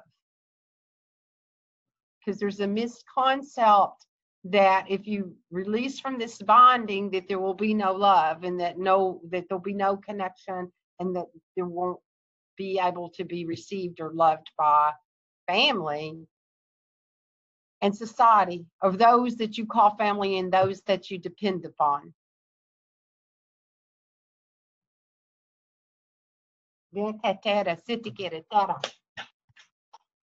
Shatora Kariatara na Satakariatara na Sitakiritara, Eshatakari na Karitara na Satakaritara, Eshutora Kariatara na Satakariatara, Eshatakaritara na Satakiritara na Sutkaritara. So I'm seeing all that corded energy being undone, Nakaritora nasata karietera nakaturo sotora shetera nakarietara sotokorietara natara kire. So they're telling me to download freedom again, the truth of freedom and what that energy is, the safety of it, how to create a safe world, how to exist in this world, how to reflect this out, how to radiate the energy of that. It's with this energy of compassion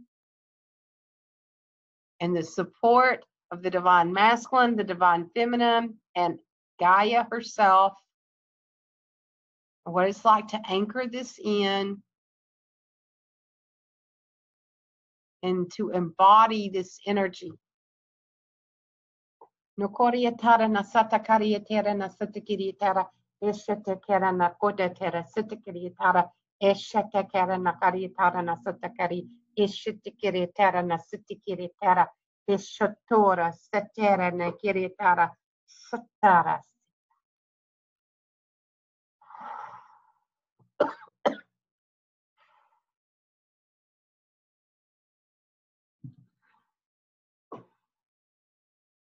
Okay, so I am being told to tell you to ask to step out of that. It looks like a membrane and to just pop through the other side of it and into this divine container of light and healing that has been created, and to just for this moment to step into that energy of that support that's there for you.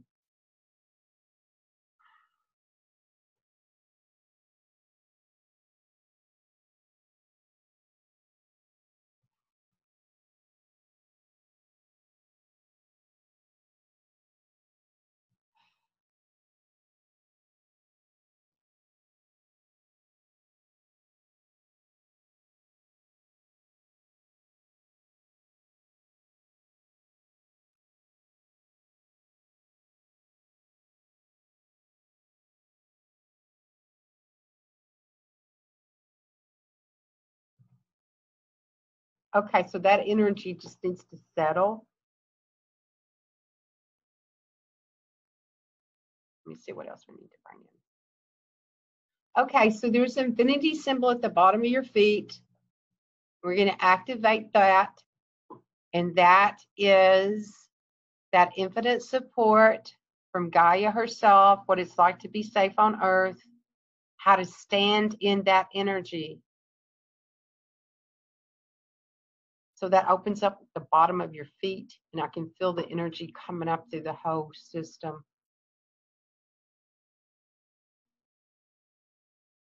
And then there's another infinity symbol at the knees. We're going to activate that, and that's how to walk forth with this.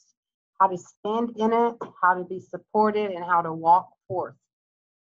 So it's a vibration that's being downloaded into your system. These binary codes.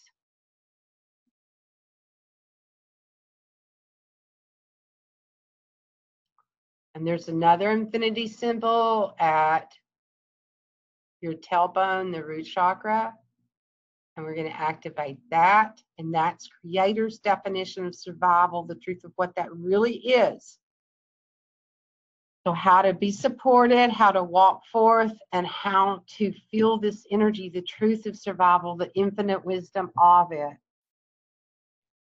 Open to that.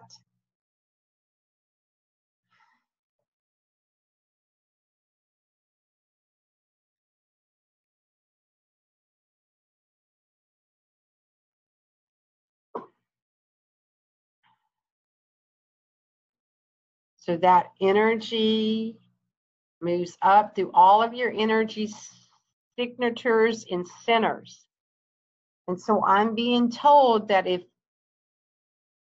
ask to see if there's anyone that you are giving your power to, if that energy is still within your own sacred chamber, and how any energy like that, to ask for that to step forth and to tell this energy that this is your sacred chamber and that it may support you, but that it does not have a place to take up your own life force energy.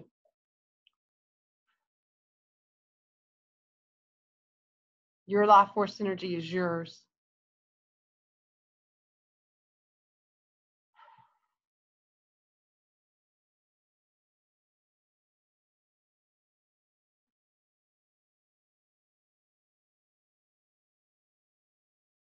So it's that energy of thank you, I love you, I forgive you.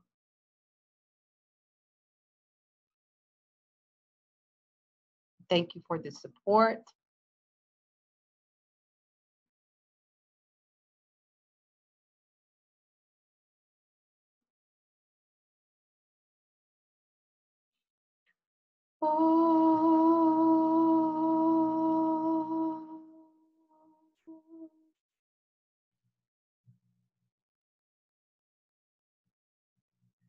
Okay, so we're gonna, at the sternum, at your breastplate, is where the soul assimilates into the body, and we're gonna ask for that to recalibrate to the highest octave of the healing, and that any old soul bindings, contracts that no longer serve you, that be recalibrated.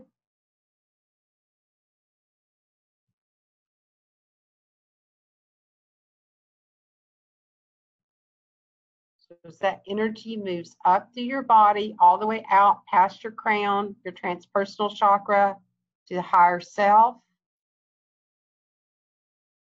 There's the infinity symbol above the transpersonal chakra. This activates to your solar codes, and that's that God consciousness energy. So it aligns your solar purpose with your soul purpose and your earth purpose, one unified working unit. So breathe that in.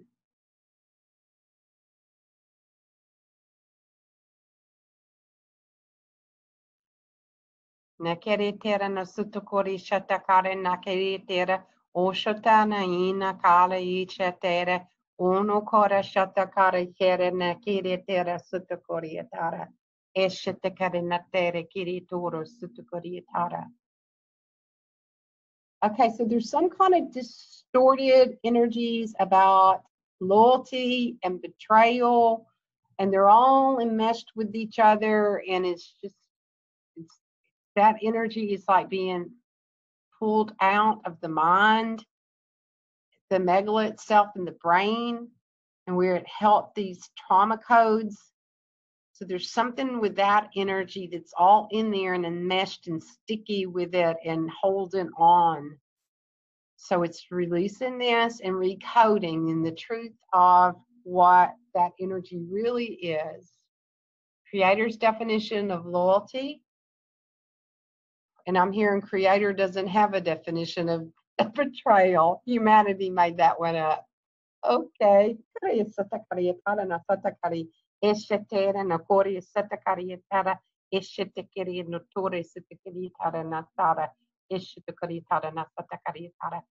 they're telling me betrayal is only the energy of your expectations not being met.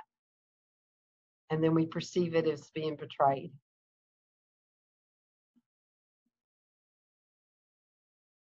Okay, so there's something happening within the brain. There's something that shifted in that, because there was a part of the brain that held on to that betrayal. So it would know when it was coming and how to get out of it.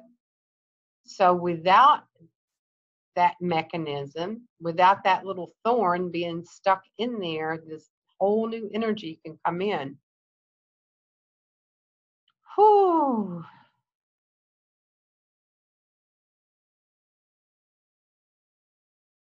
So breathe that in.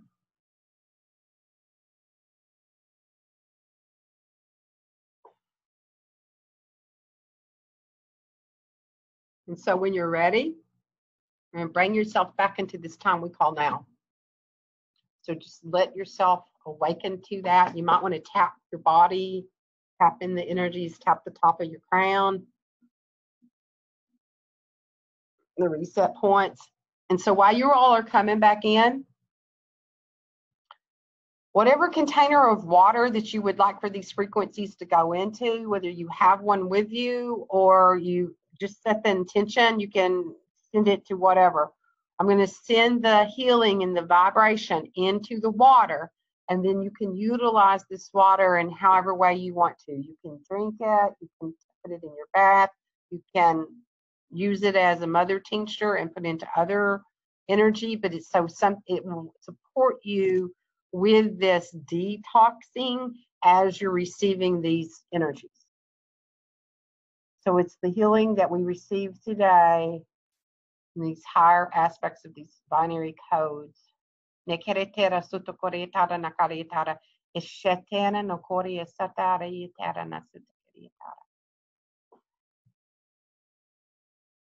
saw that energy go straight into the solar plexus.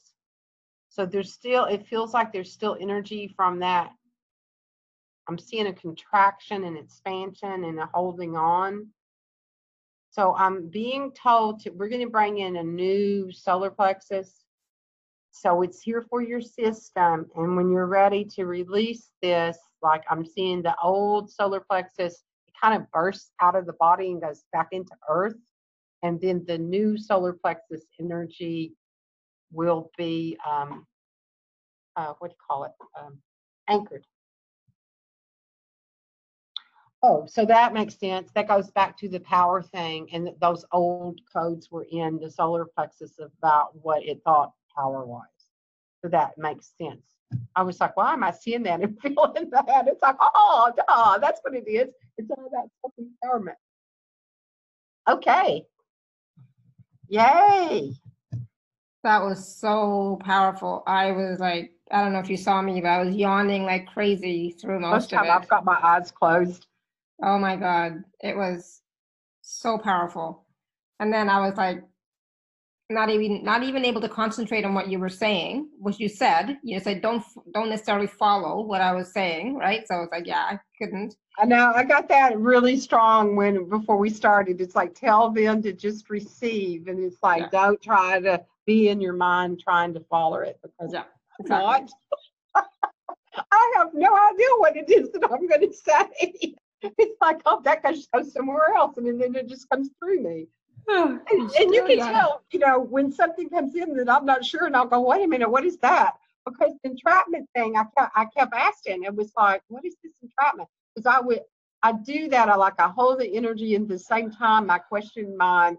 And it was like, what is this? What is this for? Why they wanting to hold on to entrapment? And it was that whole, whatever it was now, I don't remember. But freedom. That it was like that we didn't know what that was. And then I did see energies that were inside that weren't the people's, you know, like where do we let other people stand in their place of power? When you there, it's like, okay, this space is still here of what this is. Yeah. So anyway. So powerful. That's what everybody's saying. That was great and powerful. That was super powerful. So beautiful. I felt the release. Yeah. And yeah, you know, I had been thinking earlier in the day too of, you know, different times when I've given my power away to somebody else, you know, made them greater than me, and, you know, so on and so forth. And so that came up again during this whole conversation today, right? Yeah.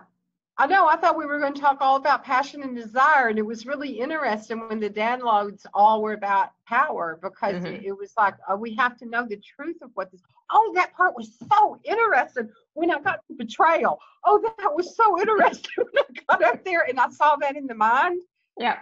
I saw that messed up thing with betrayal and loyalty, and how we hold on to this loyalty thing, thinking that some way it's going to give us significance, and then we depower ourselves with this messed up version of loyalty. It's like, what is this? And it's like this inner. And then when I went, well, what's the other? Because, you know, they're giving me, like, when that goes out, what replaces it? And I said, well, what places? At the same time I'm doing this, you know, I'm like multitasking. So I asked at the same time, well, what's the opposite of betrayal? And they said, we don't know. You all made that up. Yeah, that was funny. It's like, so no, we don't know. That's not ours. We don't know. that. So there's no such thing. And then I got tickled, and I was like, well, why did, and you know, so at the same time, this is how fast I'm thinking. And then I thought, well, why did we do that? And they said, because your expectations weren't met. So you think somebody betrayed you because, and so I saw the difference. And this is something that came up this week with me, the difference in what are our agreements and what is our expectation, and that's a boundary thing, and that we think we have, you know, what's not clear. And it's like, so I have this expectation of you and you have this expectation of me, but there's no agreement between the two of you of what the expectation is. So nobody knows what's expected from anybody. Right. That it goes out into relationships. Yeah, absolutely. So what is the agreement that you have? And it's like, Linda, you need to be listening to that. It's like, what is the agreement? Because it's like, especially when you've been with people for a long time, there's just these unspoken expectations, and it ends up with all this enmeshment. Does that make sense? Absolutely. Happens all the time, right? So it's like, it's like we're, you know, as without the emotions and without all of the significances here and there, that where can you stand in your own peace and talk about the agreement? You know, then and we're seeing that playing out in the world, these expectations and, you know, all of this stuff, these power plays, all this stuff that's happened right now within the nations of everything, and how that's kept different areas in places of being victims. It's all been disempowering. It's all about control. That whole energy is just all about control. The betrayal energy too, that showed me how that was about control. That humanity created that for control. Humanity created a lot of things just for control. Yeah. That's one thing. Yeah. Right. Creator didn't create all of that stuff. We did it. We did. Yeah. That was where that gave us free will.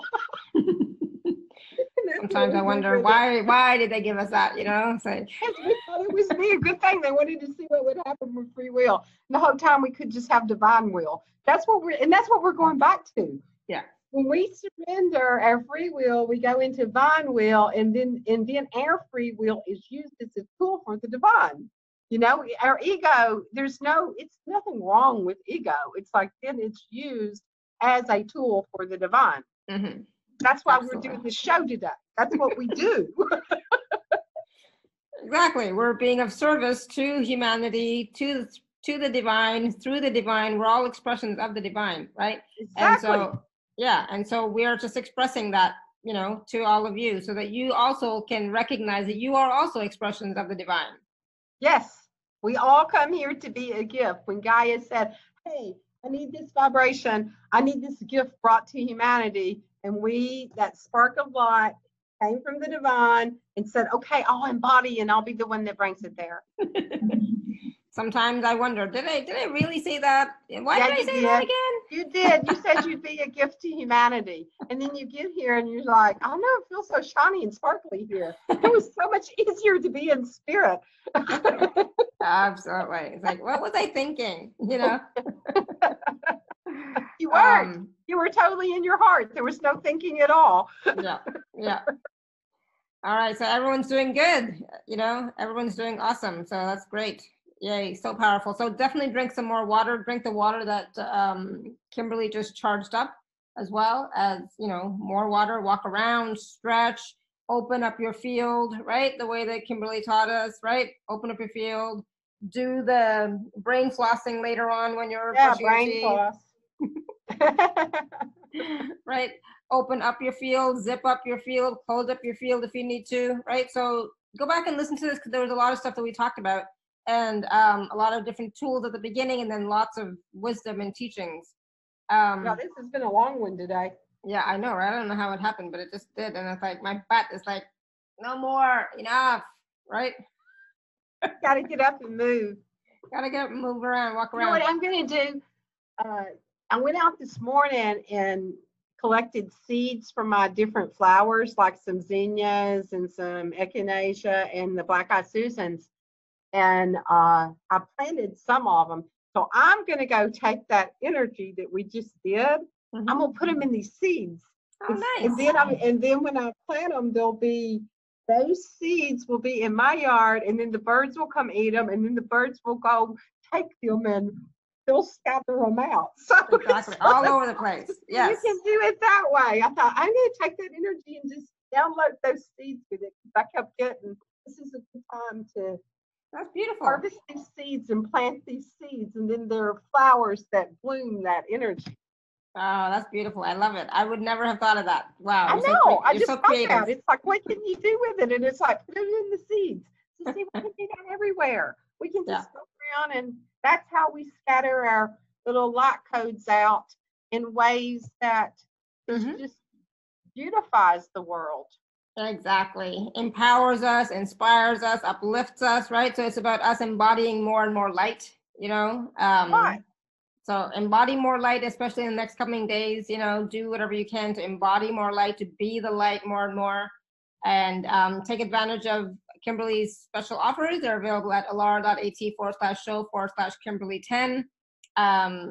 If you've never had a personal session with Kimberly, you definitely want to. I highly recommend it.